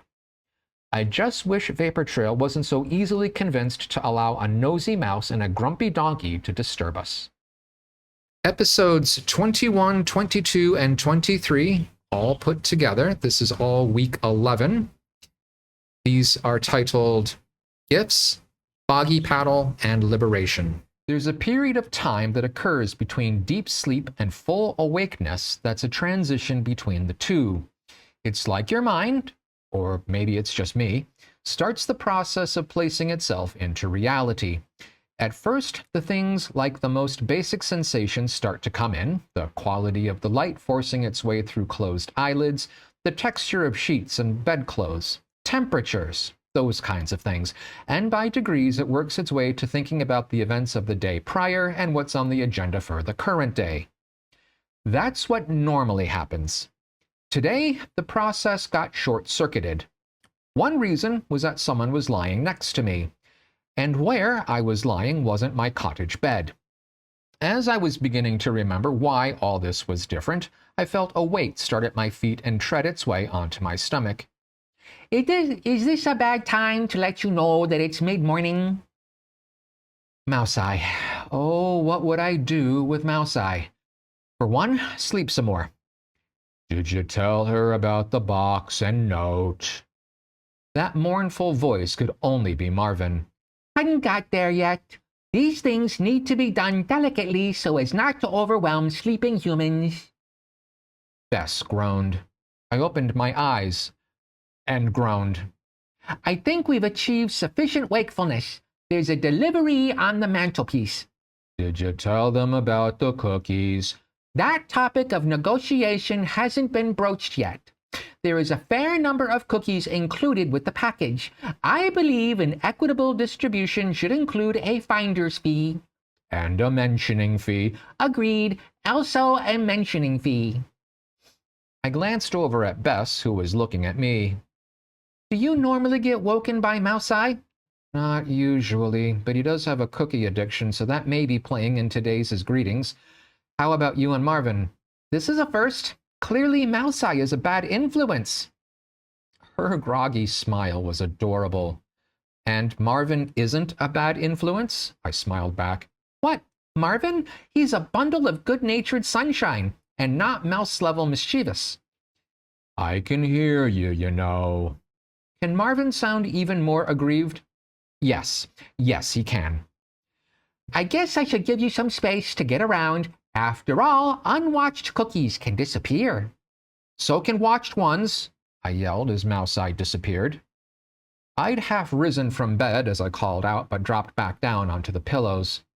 Bess was lying there, like she'd been waiting. Hi. The silence that followed was full of promise, which I, for some reason, tried to break. How'd you sleep? Not sure, I just did. So if you need instructions... She giggled. Oh, but I will include in those instructions, when I finally write them all down, how to sleep through cold feet looking for warmth from their partner. Oh, you will you? I'll co-author the section of having an elbow in the small of your back. The laughter we shared diffused things to some degree, but deepened something else. Something I didn't quite understand. Bess looked beautiful, willing, hopeful even. She reached over and moved a strand of my hair from off of my face. Her hand lingered on the side of my head. I hope it's okay for me to say that I care for you, and that it was nice to sleep next to you. Is it weird for your insides to feel like butterflies are flapping around, and to find it hard to breathe, and your mind to dribble out of your ears and leave you feeling like a complete idiot? Bess just smiled at me, then kissed my cheek as she murmured, You are adorable. Then she kissed me on my forehead. You're wonderful. Then she kissed the tip of my nose. You're sensational. Then Those cookies, I believe, are cannibals. If they aren't unpacked soon, there'll only be survivors left. I barely paid attention to Mouse Eye's antics. She kissed me on the lips. It was Bess who broke the spell. Apparently we're needed in the cottage. Shall we? She got up, then lingered by the door. I'll be just a minute. See you inside? Her eyes twinkled. Take your time. I'll keep the cookies safe. It took me a second to remember that this whole thing had started around Pips's baking. Belatedly, I yelled out, Don't fool yourself. Cookies near Mouse Eye are never safe. My head was so full, but I couldn't get a handle on any single thought. They swirled around, evading attempts to make sense of them. I was lost. I just stood in the sleeping space, unable to figure out what I should do. Everything I felt, every thought I tried to think, it was all too much. May I offer you a cookie rescued from the greedy clutches of donkey and mouse? She stood in the doorway, glowing, I think. I couldn't see anything, except for this goddess. She started to step towards me, but I put up a halting hand. Her face fell, I think, but I couldn't have her approach me again. She started to leave. Please, just stay right there. Please. And she did, uncertainty working across her being. I'm sorry if I... My hand went up again. She stopped talking. I focused, found a full breath, gathered what thoughts I could wrangle together, then threw caution to the wind and started speaking. I can't tell you what I'm thinking because right now thinking is too hard. The only thing I know, without a doubt, is that ever since you knocked on my door, I haven't been happy, truly happy, unless you're near. But at the same time, you've approached me, held me, been with me, kissed me. I need to know if I can do the same for you, with you. Do you see? With tears on her cheeks, she stood facing me and opened her arms wide, waiting. The smile, the love? I couldn't resist. 2 steps towards her and I hugged her tight, not wanting to let go. I felt her hold me just as fiercely. And time paused. We kissed, we cried, we clung. At some point, some semblance of thought started to return. This may not be the best time to ask, but what happened to the cookies you had in your hands? She started to shake from stifled laughter. It was a choice of holding on to cookies or holding on to you, so I ate them. No, silly, but don't step back or you'll have a hell of a mess on your hands, feet, some part of you. And given that my hands were already covered in cookie grease, my blouse spotted, I'm sure with a bit of washing, it'll only be slightly stained. Seriously? Nah, your clothes are fine. But I was serious about not stepping back. We untwined. I recovered the dropped, chocolate-laden circular baked good. Breakfast? More like lunch. I'd offer her a cookie in one hand, but her head snapped forward and bit off a piece of mine. It took some time for us to eat 2 cookies, between the laughter, the pseudo-offering of a cookie, the simple act of playing with our food. It was silly, but so fun. Did you tell her about the wand? Marvin's voice rolled through like a cold, deep shadow. Bess's laugh dispelled it. Oh yeah, it looks like someone sent you a once-in-a-lifetime care package. I looked at her, stroked her cheek, and before I kissed her, said, I'm sure whatever is in there is safer than the cookies. It can wait. Her lips, my universe. Her body, my anchor. Sometime later, arm in arm, we stepped into the cottage. There was something different about the interior. Was it brighter? Or vibrating? Or it was like the spirit of the cottage was more apparent. Not in a, oh, hey, she's standing in the room sort of way, but something undefinable had appeared. Manifested. Whatever. Mouseye and Marvin were waiting for both of us, as were a few items sitting on the mantelpiece. I was so overwhelmed, I guess. Tears started flowing from the feeling that things just couldn't get better. Oh, how wrong I was. The easy part to distribute was the bag filled with cookies, which had been opened already, maybe by Bess, maybe by one of our familiars. It's easier to think of Marvin as a familiar than try to figure out a distinction between him and Mouseye and then label it. And there was a state of having been rummaged through. I asked Bess to hand out the remaining cookies, if there were any. Honestly, I wasn't really paying attention because I just read the accompanying note from Pip, which said she'd made me a wand. Sweetie, there's a lovely satchel up here. Do you want me to open it? Without thinking, I just nodded. I might have said something too. Honestly, I just don't remember. A wand! That was my only thought. And then I came back to myself. This was something that, if I chose to, could be a special time of sharing. I'm so glad I decided to stop and include a friend. No. Special friend? No. I have no words for who she is to me. Bess, I've got something I want to share. I do too. Have you tried the chocolate I handed you? In my hand was not a forgotten, but more of an unnoticed chocolate. It looked good, so I jammed it in my mouth. Oh my gosh, it's so good. I know, right? Okay, tell me you have something that compares. Go on, tell me. Laughter and crossed arms. It got me laughing too. Well, it isn't edible, so it's bound to disappoint the food-focused among us. But my friend Pip, she's in the here yet not here, remember? Yeah? Okay, good. So she started making wands. Guess who got herself a brand new wand? Bess took a step back, then recovered. You know, that sounds impressive, especially if it's anything like your broom. Hey, did she make your broom? No, I bought Vapor Trail in town. Bob got it at an estate sale. No, I have no idea what all it can do, aside from enabling the gathering of a few types of reagents that are more insubstantial. Anyway, I thought you might want to be a part of trying her out. Her eyebrows shot up. Seriously? Unless you don't want to, I totally understand if... Bess held up a halting hand. I have no idea of what, if anything, I can do to help, but I'd love to be a part of whatever it means to be a helper. We both stepped up to the mantelpiece. The wand itself just lay there, inert. I had no idea what the possibilities were, but I was so excited to find out. Sweetie, and I hope you don't mind if I call you that, but why is that star shard glowing? A glowing star shard? I looked over, and sure enough, it was glowing a gentle pink. Maybe it was blushing? Maybe it was... Wait. Star shards glow in the presence of your true love. Well, yeah. It means I'm with my true love. How does it know? Don't know. And it was only a rumor that it does this. I guess it's a confirmed rumor now.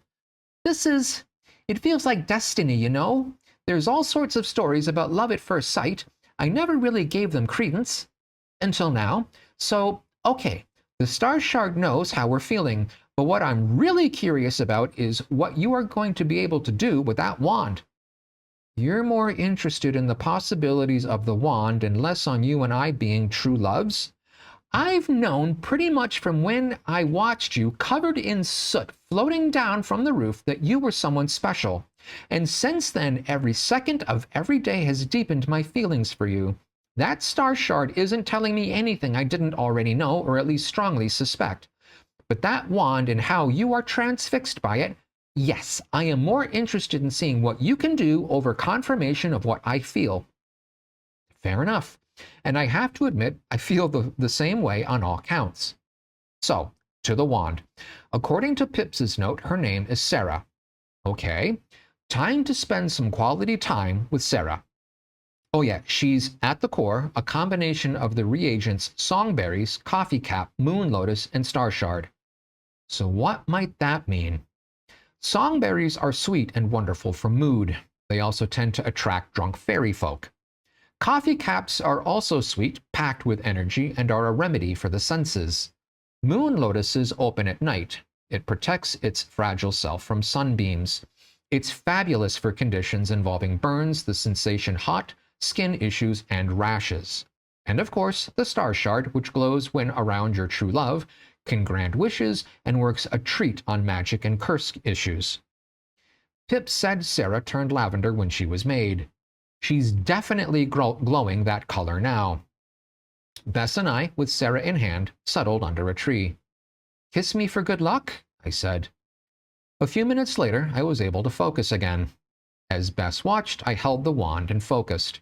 The weight, the texture, the feeling in my hand, the glow, her name. I found myself opening my eyes.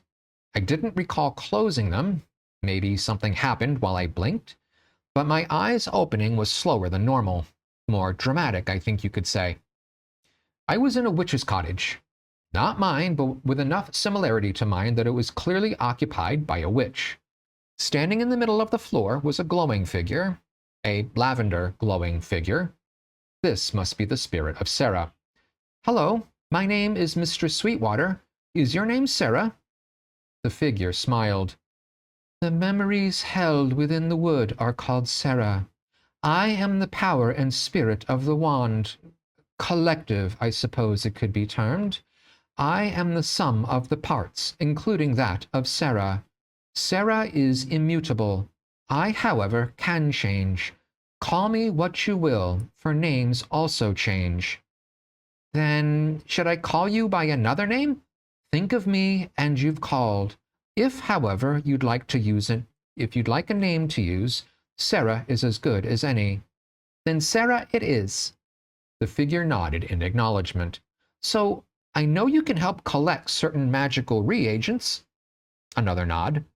What else can you do? A pause, then, you are a child of wood. Do you not feel the connection between you and I? Are our combined abilities hidden from your view?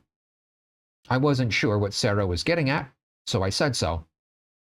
Then allow me to do this first service for you.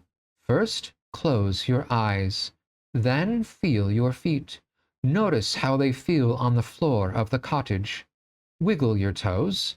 Now feel, then extend, elongate, stretch out, reach down, burrow through the floor and into the earth. Raise up your arms. Feel your fingers rise into the air through the cottage roof. Bathe in the life-giving sun. Leaves sprout from your limbs while your toes drink water and touch root systems full of knowledge, willing sharers of messages and information. Protect yourself within a layer of bark while vital fluids course up and down your body. Feel yourself as part of the natural order, both individually and collectively. I opened my eyes to see that the cottage was no longer present. Instead, I was a lone tree on top of a hill, which was great for what felt like, I don't really know now, but it felt like a long time. And then I started to panic. I felt trapped, caged, a prisoner. Breathe freely. You are safe. When you are ready, step out and see yourself. At first, it made no sense. Then it felt like escaping quicksand. And then I stepped out from a tree. The tree that I'd been in.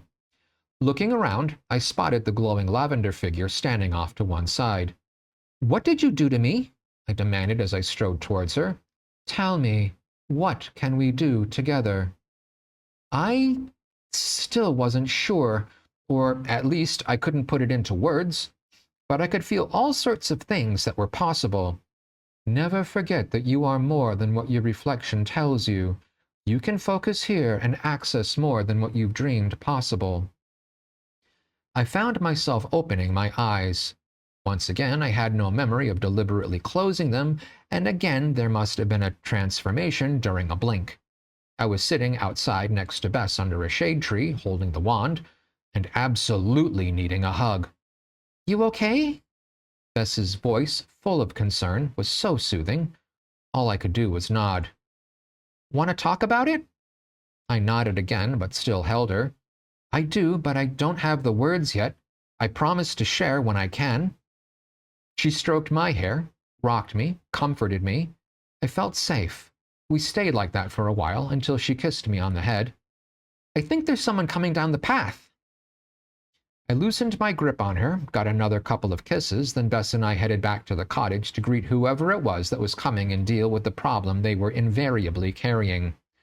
I wasn't disappointed, which, to be honest, was a little disappointing. Go. Mistress? Francie's voice wasn't its usual bright and bubbly tone. Instead, it was rushed and uncertain. I stepped out and greeted her. Hi, Francie. Between being out of breath and her lips trying to produce the right sounds, nothing that she said in reply made sense. I invited her in. Francie froze on the doorstep. Oh, I didn't know you were curing someone already. I interrupted. She's a friend, not a patient. Please sit down, catch your breath, and when you're ready, I'll ask Bess to give us some privacy. Francie did sit, but also started talking. Oh, it's not me who's ill. It's Mrs. Ruffage. My mistress, Madame Hightower, believes something is wrong at the school, the herbology school. No one's leaving. That confused me. I'd seen Mrs. Ruffage at the town listening to Bess play not too long ago. I shared that with Francie. My mistress says students haven't stepped foot outside the door ever since a boy was attacked the other day. Bitten in a painful way is what she says, and even Mrs. Ruffage doesn't come and go the way she used to. It's far more guarded now, my mistress says. Thinking back, I hadn't seen any students from the school at the Copper Fox, and I'd spent enough time there to know that they hadn't been there. So your mistress believes Mrs. Ruffage is keeping them inside? Yes. Oh, it's so hard for me to understand, but you've got it, I think. That was weird, but plausible. What if Mrs. Ruffage had been suffering from a slowly developing case of hoarding? But not hoarding in general. It was very specific. People. If you substitute gold for people, you'd assume it's a dragon. So maybe this is dragon sickness? The school had slowly but surely been keeping students closer and closer to the school, and now it seems Mouse Eyes' biting of the boy had triggered the disease to more fully manifest. And it was quite possible Mrs. Ruffage had also suffered a triggering experience that was now keeping her in the school. I could put a potion together. That was the easy part. The hard part would be getting her to drink it. And if it turned out I was wrong, getting out of the school building could get tricky. After a minute of considering things, I decided on a course of action. Francie, please tell your mistress that I'm on the case, and if it pleases her, I'll come by her house before I enter the school. She repeated my message a couple of times, then headed off. Bess, meanwhile, had been quiet by not talking, was asking via body language what I was up to. You feel like seeing Blastfire Bog in all its boggy glory? So long as it doesn't involve flying, I'm in. Which is how Bess and I ended up at Kunks's dock to pick up and set sail and miss Bogfire. But our coming here alone wasn't without controversy. Marvin wanted to, and I quote, look at something other than a pasture. But since things can be a bit sketchy, especially the bog, I thought it best that he not come. Mouse Eye said he should come because, and I quote, again, you get lost in the bog as soon as you put the coracle into the water. Which, okay, I admit I do get turned around in there from time to time, but I figured I'd be okay. I absolutely wasn't trying, again, to show off to Bess that I could take care of myself, and it was absolutely along the same lines that I warned Bess about Kunk being a bog goblin. He's a what? A bog goblin, who's quite nice and brilliant at making boats. Ah, right, she said doubtfully. Soon enough, she met him. Ha, you come, friend come, good, good. Once we had Miss Bogfire underway, Bess said, never in a million years would I have believed there's a civilized bog goblin. Never. But I guess you learn something new every day. Talk about learning something new every day. As we rode and landed and picked and rode again, oddly enough, idle chatter stops to start when rowing doesn't stop starting. And after harvesting a bit of silverleaf, it's much easier gathering reagents in the fresh air and bright of the bog instead of the stale air and darkness of the dungeon. We heard something roaring. It wasn't anything alive that was making the noise, which frankly just made the sound worse. Unidentifiable roars should be considered, as a rule, to be bad, and if it gets louder, it's worse. It got worse. Bess and I paddled back towards the island we'd just left, in the interests of safety, security, and being able to run for our lives if the need arose. We waited, watched, and listened as the roar became deafening. And then, shooting around a channel, came a boat. A large boat, with a huge fan on the back of it that seemed to propel the boat more over the water than through it. And steering this roaring fan boat thing was a crocodile. Kind of. It was like a human had had relations with a croc, and this was the product of their love. A love full of trust, no doubt, in order for this particular love to exist. Or maybe it had been a human male who'd become a meal right after birds and bees time had ended. Disturbing when you think of it that way. Anyway, a crocodile person. And not dressed as a crocodile is dressed, which is to say, not at all, but instead he was wearing these odd blue clothes, the like of which I'd never seen before. Bess managed to find out they're called denim, and that they're the biggest fashion hit in the crocodile people community since polyester. Whatever that is. As to how Bess got the opportunity to ask, When the fan boat came flying around the channel, Grins at Food, the name of the crocodile man, spotted us, then immediately cut the engine to float up to us. He grinned. Thankfully, I didn't know his name yet. "Ladies, hey, how are you? I haven't seen such beauty on the water since last year's flower festival. So, what you up to?" Bess and I just looked at each other and started giggling. It was Bess who answered. "We're doing a bit of ingredient hunting. My friend's a witch." "Are you now? Cool, cool. Say, I'm sure you're getting along just fine, and I have nothing against Kunks's custom coracles, and tell him from me that if he still is refusing to use that name for his business, he's leaving money on the table. But what you need is a little bit of horsepower." Bemused, I said, "Where are the horses? Do they do well in a bog?" Grins at Food just laughed at me. "Ah, nah, babe. All the horses I need are in this baby," he said as he patted the huge metal engine. Bess leaned over and whispered in my ear, "Let me handle him. He's close enough to being a typical lounge lizard that I've got his measure. You navigate and we'll be done quickly. You okay with that?" I nodded, and with that we were off. The roar of the boat was obscene. It was difficult to hear myself think, let alone hear what anyone else was saying. Yuck. However, we were able to get from place to place far faster than in Miss Bogfire. On our way to a location I knew had a grove of nurse willows, for the surgeon sap it oozes out, I spotted some mushrooms. Now, these mushrooms, despite not being full-sized, still rose over my head. We took a couple of mushroom caps, and in the process filled a lot of the free space in the boat. While Bess and Grins, and by now I did know his name, worked to arrange the caps, I spotted a snake. And an opportunity. You see, a snake's promise is one of the most powerful reagents you can harvest. For one thing, it requires a wand. For another, snakes have no incentive to keep a promise. I brought Sarah, so I had the things I'd need. What was needed now was a promise and something to trade so that it'd keep its word. "Greetings, snake. I'm Mr. Sweetwater." Its hooded lids considered me. "Greetings, human. I wish to trade. I wish to fly, but not all wishes are granted. I'd like a promise from you in exchange for... What would you like? To fly? That's doable. Indeed. What then shall I promise? I have an idea. Do keep me in suspense. What if you promise, once you've flown, to never return to the bog? And why would I promise such a thing? I like the bog. But wouldn't you rather be up in the clouds? You can live in the Cloud Isles.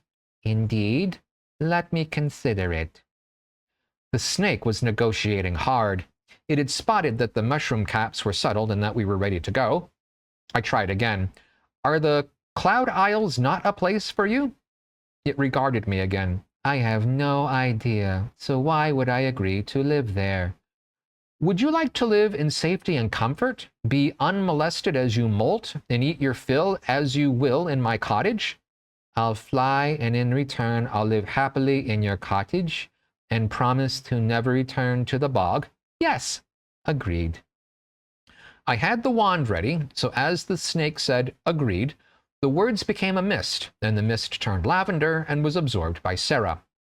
I picked up Slow Slither, her name, draped her around my neck, and we headed off.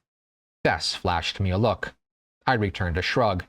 You are crazy, girl, she said as she shook her head. Well, I'd hoped to gather some silverleaf in the bog, an impatient serpent began to get on the nerves of a flirtatious crocodile man. When shall I fly? Today, maybe. By tomorrow, definitely. Hey, babe, check out the wake this boss machine can throw. Sorry, when did you say I can fly? As I said, today or tomorrow. I can get the engine screaming loud and drown out most everything else. Are we any closer to flying? And so on. Grins was grinning at Slow. Slow was anything but at getting under Grins's skin, and Bess and I started holding our collective breath. Bess wisely intervened.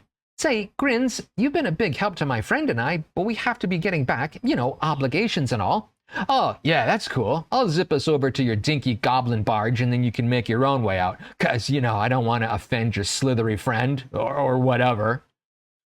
The engine's roar helped keep an awkward silence from manifesting, but it couldn't keep the reek of a fronted reptile from permeating the boat. Maybe it didn't take eons to get back to Miss Bogfire, but it sure felt like it did. When we did pull up to the coracle, I was afraid a quite surly croc might throw the mushroom caps overboard by throwing and deliberately missing the coracle. It didn't happen, owing, I believe, to Bess's stroking his ego and making suggestions that the caps were probably too unwieldy to be moved carefully from boat to boat. Grins rose to the challenge. Sort of. He hefted the mushroom caps over his head and tossed them into Miss Bogfire. The second cap totally filled her. Okay, well, there you go. Bess and I tried to figure out how we were going to fit into the coracle. It didn't look good. Are you sure you can't give us a tow to Kunks's dock? Bess tried valiantly, but to no avail. Sorry, babe, no can do. Gotta rock and roll. But if you're ever in the area again, look me up and maybe we can hang out. 'Cause, once you crock it, you'll never knock it, 'cause we know how to rock it. Bess and I gingerly, tentatively got on board, keeping a tenuous balance. Grins roared off. Thankfully, the wake didn't topple us. You wouldn't happen to have a plan to get us home safely, do you? Bess asked hopefully. Not yet, let me think. I'd hoped Mouse Eye would suddenly appear, but if he was going to show up, it hadn't happened yet. And I figured Marvin suddenly showing up would increase our problems, not solve any. Would summoning Vapor Trail help? Yes, yes!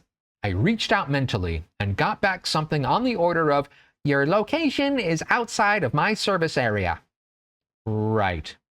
How's it going? Bess, to her credit, was holding it together. Maybe not well, but kudos to managing it as well as she was. Working on it, I said distantly. I remembered Sarah. I held her up, focused, and entered the Wands' realm. I found myself standing in front of the lone tree on the hill. The figure of Sarah was some distance away with her back to me. This felt important to solve on my own. I chose to not go to the figure and instead to stay with the tree. The tree. The tree I'd been inside felt roots reaching out, touching other roots. That, I thought, was the start of the answer. I approached the tree, touched it, even hugged it. Still, I was separate and apart from the tree. Be the tree. Be yourself, said Sarah's voice from behind me. I breathed, focused, and without stepping, entered. The sensations changed, but were also so familiar. But I was focused on reaching out, feeling the information network within the web of roots. I was a witch, and a tree, and a message traveling along and outward, looking for help. Help answered. And then I opened my eyes and saw Bess looking at me. Help's on the way. A relieved smile was her only answer. We waited for a few minutes. You call for the broom? Bess asked. I tried her, but no dice. No, this is help from a different place. Oh. We started chatting about mostly nothing, trying to pass the time, which may be why it took a minute to realize that the coracle was moving slowly, gently, but definitely in the right general direction. Looking down, we saw the bogs' plant life, weeds, reeds, grasses, undulating, in wave-like harmony. It was hard staying still, maintaining balance while the bog itself propelled us towards salvation. We ugly cried in relief. Slow Slither, meanwhile, peeked out from under the mushroom caps. We fly soon, yes?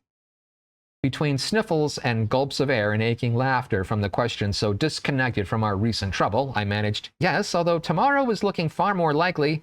Figures, she said, then slunk back to the bottom of the boat. Bess shot me a quizzical look.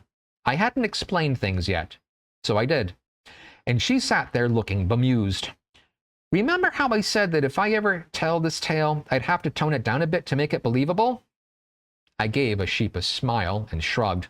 Sorry? Oh, don't apologize. Let me put it this way. You're giving me so much material, an absolute embarrassing amount of material, that I'll be set for life telling fresh tales to the end of my days. Say, speaking of, there's something I want to share. Whatever it was she wanted to tell me got interrupted as we rounded a last corner. Hey, you move! No splash! No work! Move how? Kunk, standing at the end of the dock, peered at us coming closer.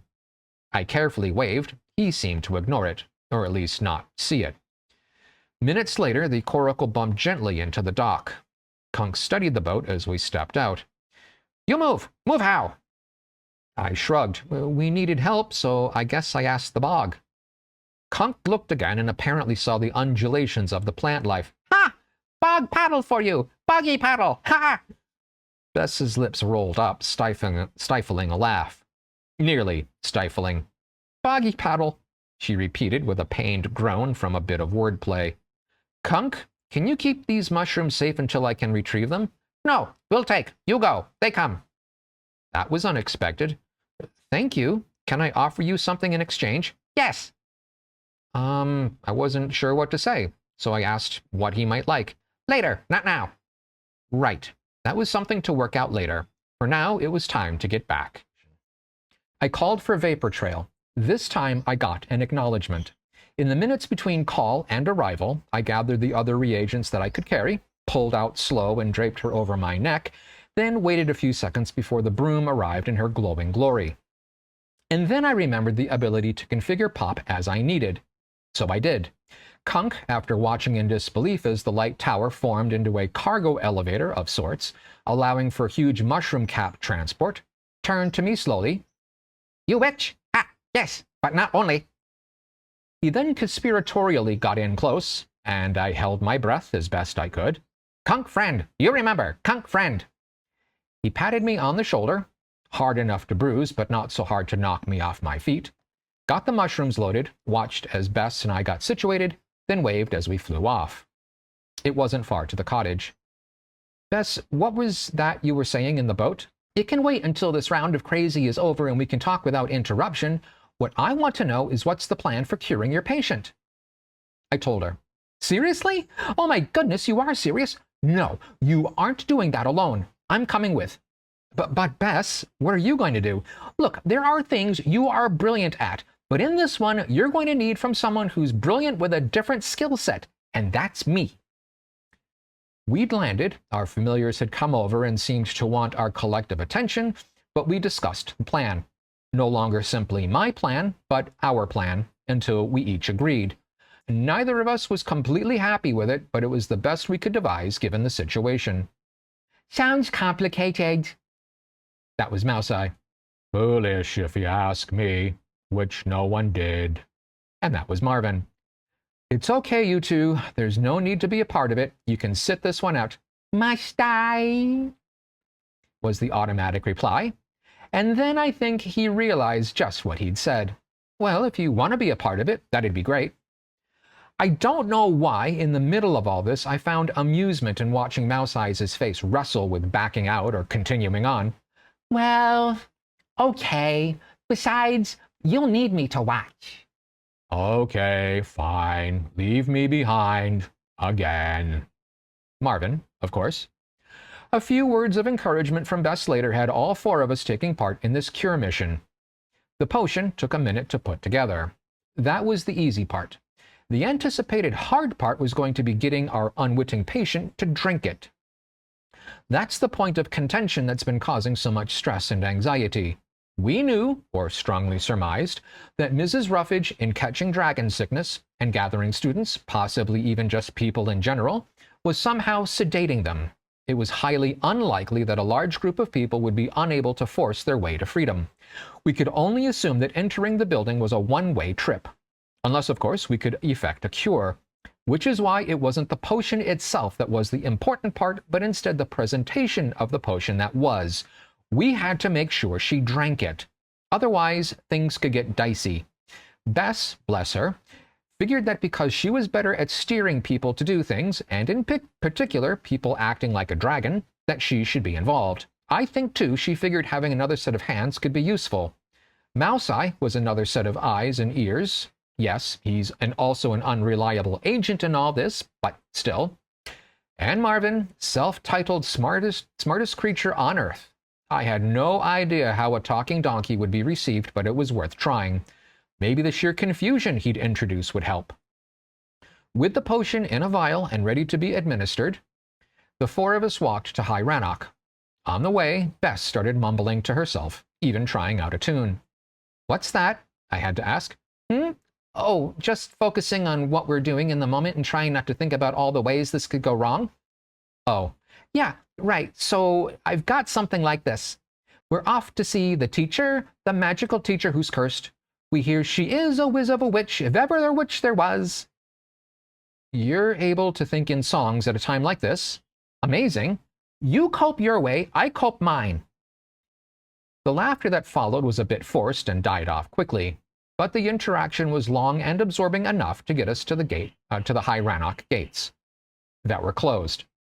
Camped outside the gates were a couple of traveling merchants. They appeared to have settled in with a fire going, horses grazing, and tents set up. One merchant looked up. "Ho there, the gates are closed." Just on the edge of hearing, Marvin muttered, "Captain Obvious to the rescue. What's next? You looking to get into town?" "You looking to get into town? It hurts being right all the time." As Bess shushed the donkey, I responded, "How long have you been camped out here?" "Oh, not long, a couple of hours maybe. Tried getting someone's attention to find out about the gates, but He shrugged to finish his statement. We stared at the gates.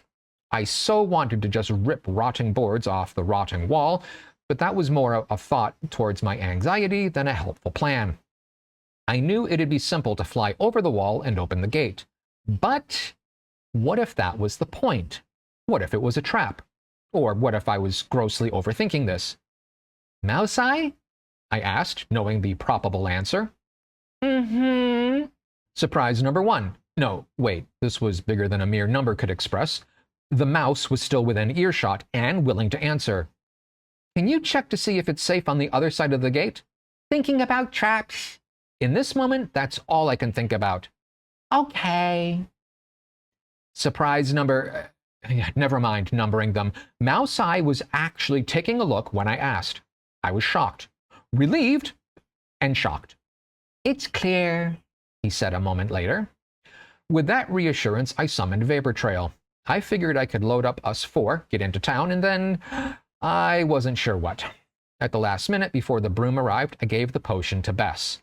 I have a feeling she's going to be focusing on me, so I hope that will give you space to dose her. Bess gulped, but then nodded and accepted the vial.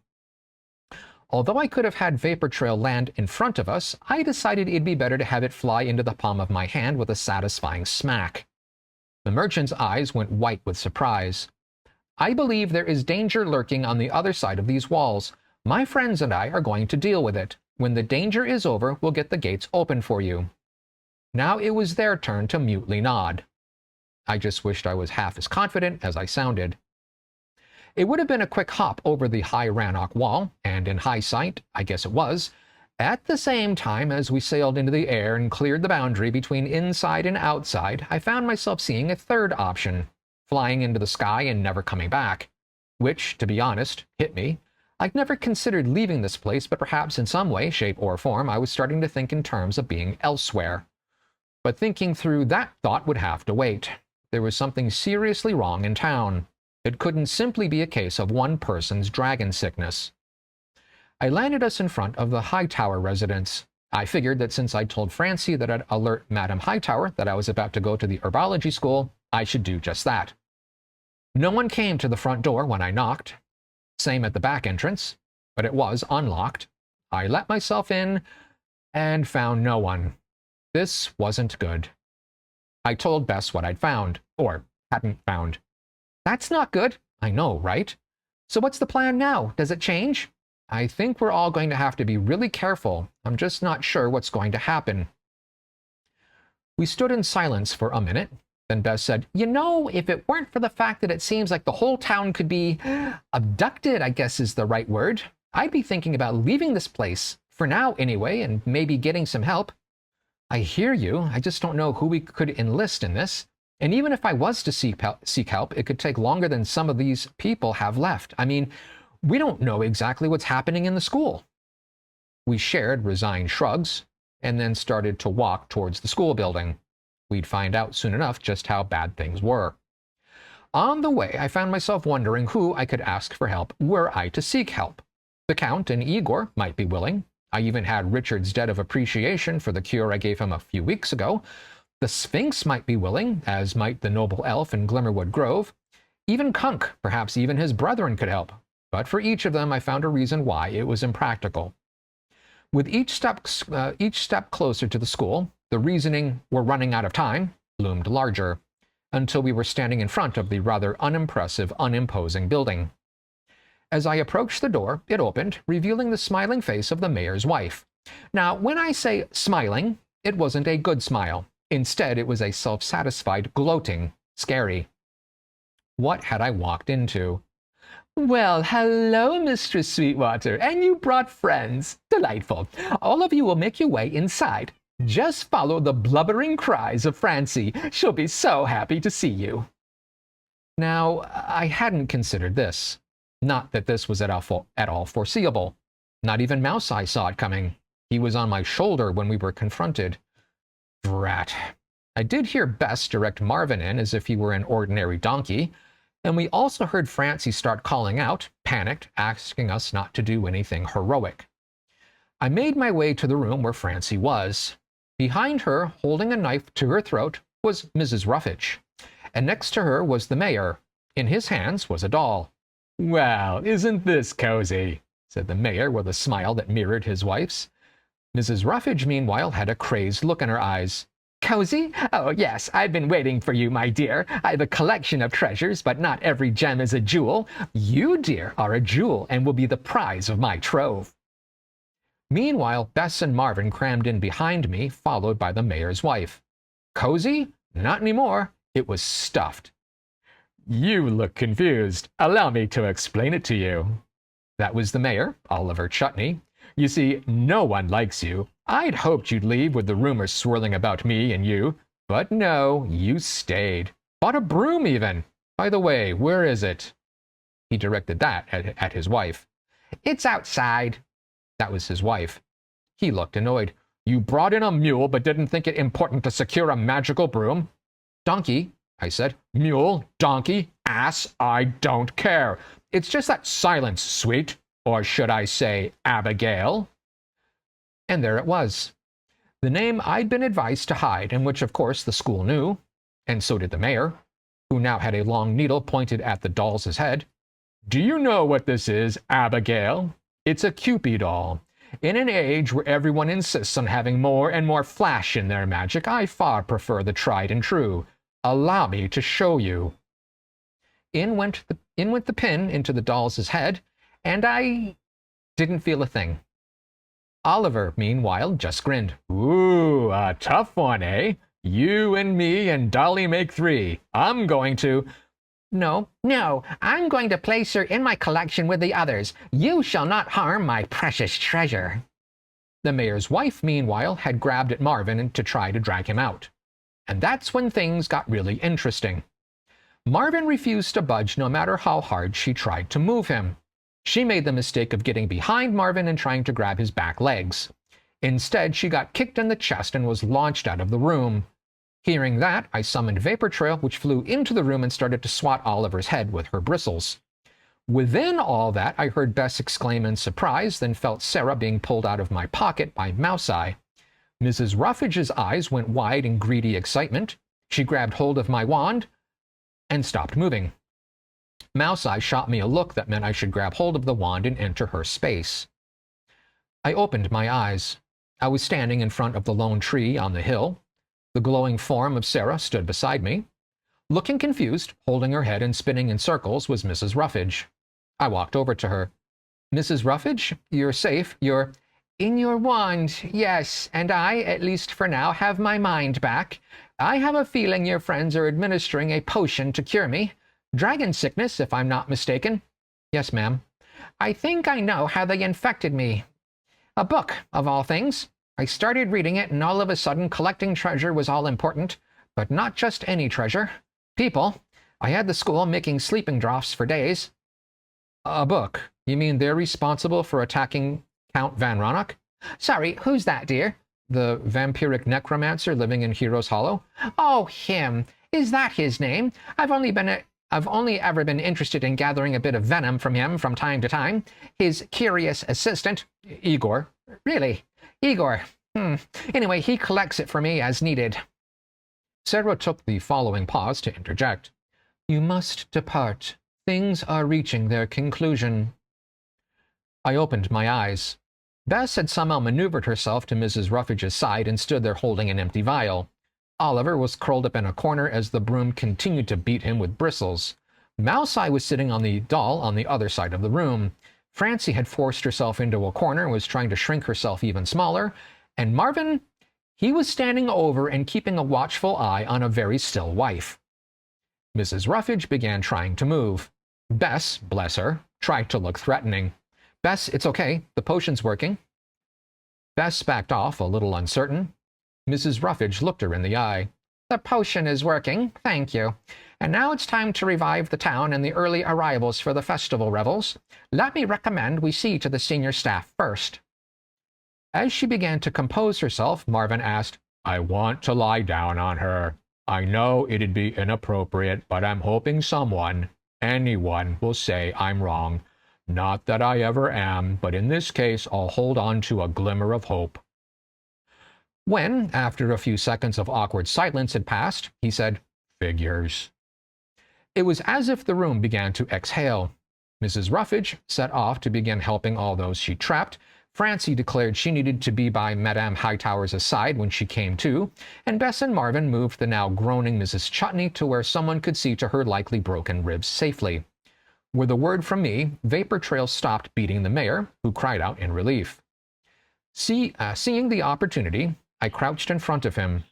Why didn't your magic doll work? He looked from me to a very aggressive broom menacing him. There's something unnerving about a magical object that's just beaten you senseless while it hasn't broken a sweat. Not that it's possible for a broom to sweat, but when you're used to equating exertion with perspiration, not seeing the latter gives every indication it's still ready and willing to do the former. He complied and answered, I don't know. It's always worked in the past. Even your predecessor succumbed eventually. Oh, she was a tough nut, but... And then he shrugged. I needed space, clarity, answers, the truth. The world was unhinged, spinning, zooming past as I careened down the suddenly twisting hallway and heaving floor. Because that name, the one I'd attached to for all my life, but for the last few months, was now not only disassociated from me, I really had come to embody Mistress Sweetwater, but also just plain wrong. A lie. I didn't know who I was. I had to go, to move, to fly. Vapor Trail was in my open hand, vibrating, potent, impatiently waiting. I climbed onto her bristles, not wanting anything except the feel of icy air blowing me to smithereens, cleansing, purifying, annihilating. I launched, the air screaming from the ferocious ascent. I never dared to fly so fast, so carelessly, incautiously. Clouds dissolved as I jetted through them. I think I was aiming at the sun itself. Through tear-streaming eyes, I saw Mouseye perched on the broom's handle, sitting, smiling, whiskers twitching. Bastard! I can never stay angry in the face of twitching whiskers, but I wasn't about to release this anytime soon. What do you want? I shrieked. By all rights, his answer should have been swallowed by the roaring wind, but I heard him as clearly as if we were talking in the cottage. I'm proud of you, Mistress Sweetwater, and that I'm happy I stayed at the familiar summoning ceremony. Everyone else missed out. Oh yeah? But who the hell am I? Exactly who you are. No more, no less. Names don't matter. Oh yeah? What do you know? He just kept smiling. I know you call me a name that is now mine but wasn't before, and you used to be called a name that wasn't fully you. That's probably why the doll didn't work. But we both stayed silent, thinking, at least I was. May I assume you're going to let Count Van Rannoch know about the source of the trapped book? Absolutely. Then may I suggest we go there now? Perhaps a necromancer will have insights we don't. The necromancer? The Count? The Hollow? Why not? Besides, it was freezing up here. By the time we arrived, I'd calmed down a bit. I wasn't seeing red anymore. It was more like a dusky pink. Still reddish, not so vivid. Also, the sun had set, meaning the Count should be up and around and available to see me. I walked into the Count's rooms. I'd been tempted to fly in, but Mouseye cautioned that all it would take was one bad turn and things could get difficult. Swept past Igor and into the Count's study. He was reading a book, looked up at me, over to Igor, who'd followed me in, shook his head subtly, then closed the book and regarded me. Igor, tea, please. He then sat back. The tale playing across your face is bursting to be vocalized, but do take a minute to compose yourself. Only when you are ready should you begin, and I beg you, from the beginning. Sip, breathe, talk. The Count held up a hand. Twice more, then begin. Sip, breathe. Sip, breathe, talk. I told him everything. The dragon sickness, the mayor and his wife, the book, the doll, the failed magical attack, and the supposed problem. I paused. He looked thoughtful. Then, Igor? Yes, master. I believe we're going to have the mayor and his wife for dinner tonight. Do make sure everything's in readiness. Indeed? Excellent, master. The Count viewed me again. So a curse requiring your name failed. That is interesting. And this is where sensibility, which had been consigned to a small locked cupboard in the dark recesses of my mind, finally broke free, shouting as it approached that having a vampiric necromancer help in this regard was about as stupid a thing as anyone could ever do. My face must have fallen at that moment because Richard smiled pleasantly. There wasn't a hint of rapacious wolf or crazed bat in his demeanor. Yes, you've just realized what you've asked of and of whom you've asked it. I currently owe you 2 debts. The one just now, informing me who was responsible for the cursed book in the first place, and that of curing the curse afflicted on me. I shan't hurt you nor act against you. What I will do, however, is consult askew. Come. We ended up in a room dominated by an elaborate series of chalked circles, symbols, candles, and I want to say there was more in there, but I can't clearly recall now. Bidding me stand next to him, he spoke and chanted and made elaborate gestures, and then it was over. I should have guessed, he said. Should have guessed what? And weren't you going to call askew for help? I did. It's done. You have no memory of it because, in a sense, it didn't happen within this time and space. But I do have an answer. Okay, let's go back to my study. It may take a minute to explain. So we did. And it did. And, wow. So what you're saying is, and I am still in disbelief, that my father is a woodcutter. He nodded. And my mother is a dryad. He nodded again. And isn't it fitting your chosen pseudonym is Sweetwater, for what is sap, the precious fluid of trees? Sugar water, or, in your case, sweet water. But I chose it without thinking. I had to pick something and you unconsciously honored your heritage. Once again, everything began to swim. Reality was determined, and I mean dead set on making sure no rock was left unturned in remaking my life experience. My life! My everything! Richard looked compassionate. It's a lot. You've been through a lot. The question is, what are you going to do with what you now know? That stopped me. So many things had happened. So many things. I needed a hug, a discussion, a plan. I needed Bess. I'm going back to High Rannoch, help with what I can, go to the cottage and talk and think and maybe not decide anything, but definitely process everything. A fine answer. Now, not to be rude, but I do have dinner plans that I eagerly wish to see through to fruition. Numbly, slowly, I made my way out. To Vapor Trail, to High Rannoch, to seemingly all its residents. Hugs, heart-filled thanks, apologies, explanations, catharsis repeated over and over again. Bess, she found me. I slumped against her, or she against me against her. Not against. Never against. Just we, she and me, side by side, together, safe, always. We got onto Vapor Trail, called to Mouseye and Marvin, who also boarded. Take us home. I don't remember anything else about that night. Episode 24, Epilogue. Time to move on. There was a tension in the air, as if the calm wasn't occurring, as if the activity of days hadn't ceased. Tomorrow would bring, but I'm getting ahead of myself. What mattered, at least in this moment, was a final goodbye, of sorts, from one friend to another. which is why Mistress Sweetwater was sitting in front of her writing desk, thinking, composing, but never really starting, until at last she shrugged and just started. Dear Pip, it's been a crazy few days here in my version of the Here Yet Not Here.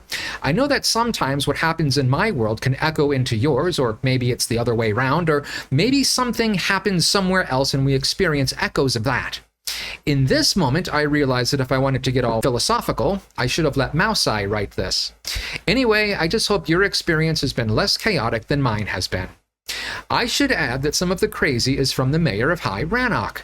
It turns out that he and his wife are malicious and magic wielders. They actually got the headmistress of the herbology school to collect people. She'd gotten to the point of abducting people and putting them into a long-term sleep.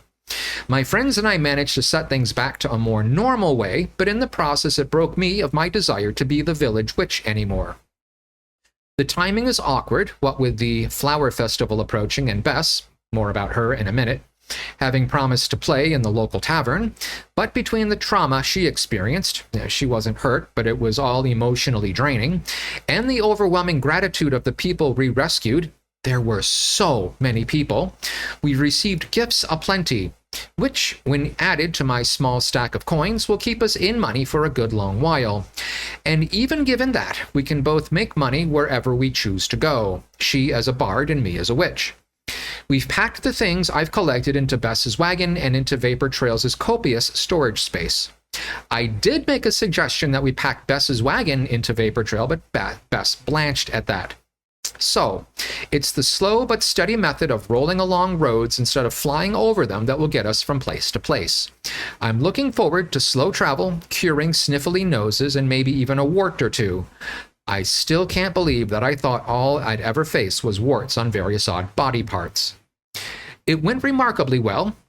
Everyone, the bees, Fen, Pop, everyone wants to be a part of whatever Bess and I either discover for ourselves or create. I'm so honored they want to be a part of this new adventure. I got your last note and the teenage pillar mushrooms. They are also safely ready to travel. Also in your last note, you said that the chocolates you sent were the last ever made by the master chocolatier Wonky Willie.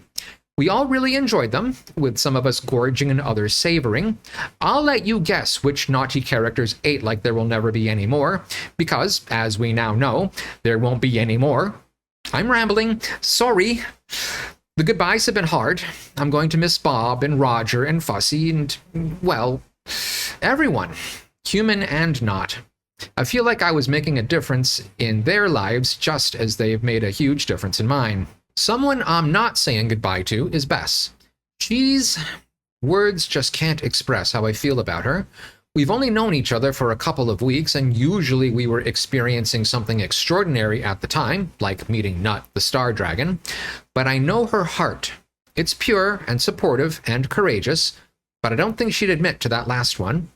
We both know that we don't really know many details that make up our own individual experiences and histories, but it's the discovery of those details that I think will be a source of intimacy, of partnership, of living life together. I don't suppose anyone ever said directly that witches aren't supposed to be sappy, but I am. Ooh, speaking of, I found out my parentage and I'm half human. My mom's a dryad. Things make more sense now, mostly in small respects, but when you add them all up, don't forget to carry the 7, it's a lot. I know there's a lot more I could say, but I also need to close this up, send it off, and hope you receive it with the same goodwill that I've embedded within each word. I should add that Bess has this idea to breed popolocks and to have music infused inside of them, so you could have a song or tale at the ready. It's nothing more than a wild idea, but if there's one thing I've learned from my experience is that even wild ideas aren't necessarily nearly as wild as might be perceived at first. So keep your eyes and ears peeled. Thank you, best bestie, for your gifts, your kindnesses, your wisdom. Mouse Eye says I should specifically mention cookies, and something about not using dragon fire to bake them. I don't know what that's about, but I do hope you are okay. Hopefully, between my knowledge of the here yet not here and my newfound ability to travel along plant root systems, I'll be able to send more notes or even perhaps visit one day. For now, though, we're going to travel to my childhood home so that Bess can meet my parents, and I can learn more about what it means to have dryad blood. And maybe, just maybe, I can learn to pronounce my given name using my human mouth. It's a tongue twister in tree form, so I don't hold out much hope, but it'll be fun to try. Love you, best bestie. Sweet. Folding the letter with care, she set it where the here yet not here portal exists, knowing it'll be delivered to Pips's cottage. With the second-to-last self-imposed obligation completed, she knelt before the cold hearth, hands in her lap, and thought of me. The sensation of so many feelings flowing to me, thanks, appreciation, respect, sorrow, and a host more, moved me deeply. I gave her my blessing, my love, and my understanding. It was hard, watching my best student leave, but I also knew she was ready to make her mark upon the wider world.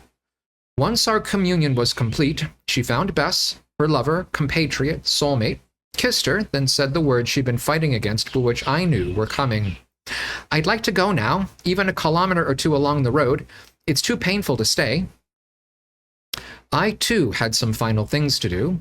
I was able to watch as the town of High Rannoch prepared to celebrate the coming festival, perhaps more fully than it had in a very long time, having been saved by a set of unlikely heroes from a fate perhaps not worse than death, but being put into a prolonged slumber would, in many ways, be the same as a fate equal to death. Speaking of, I shifted focus to the fate of the mayor and his wife. While I disliked the actions they had taken and would certainly have disliked even more the growing, elaborate, and confident maledictions, curses, and other evil works, still I felt pity for their current state. And I suppose to make that make sense, I have to add that they are currently both in a chamber suite never visited, watched by the self-titled Count as the two fight each other. One is to be a sacrifice to the demon Askew for services rendered, a demon who works on credit, whoever would have thought, while the survivor will be turned into a vampire and made the primary subject for the Count's experiments to reverse his magically imposed vampirism. And then it was time for me to make my last calls to say goodbye to one and all I've met and known for the countless years I've been here. I can feel the promise of the presence of my next student, my next apprentice, far off in a distant land. It's a journey I look forward to, an adventure I can't wait to commence, an excitement I haven't experienced for a very long time. Never let it be said that it's only Baba Yaga's hut that can stand on its own two legs and make its way to a new home. And that is the end of the Apothecaria story. Okay. And with that, that is the complete story. All of the episodes. I hope you enjoyed it as much as I enjoyed making it. To this, cheers, and I look forward to starting the next series, the next adventure with you in a couple of weeks.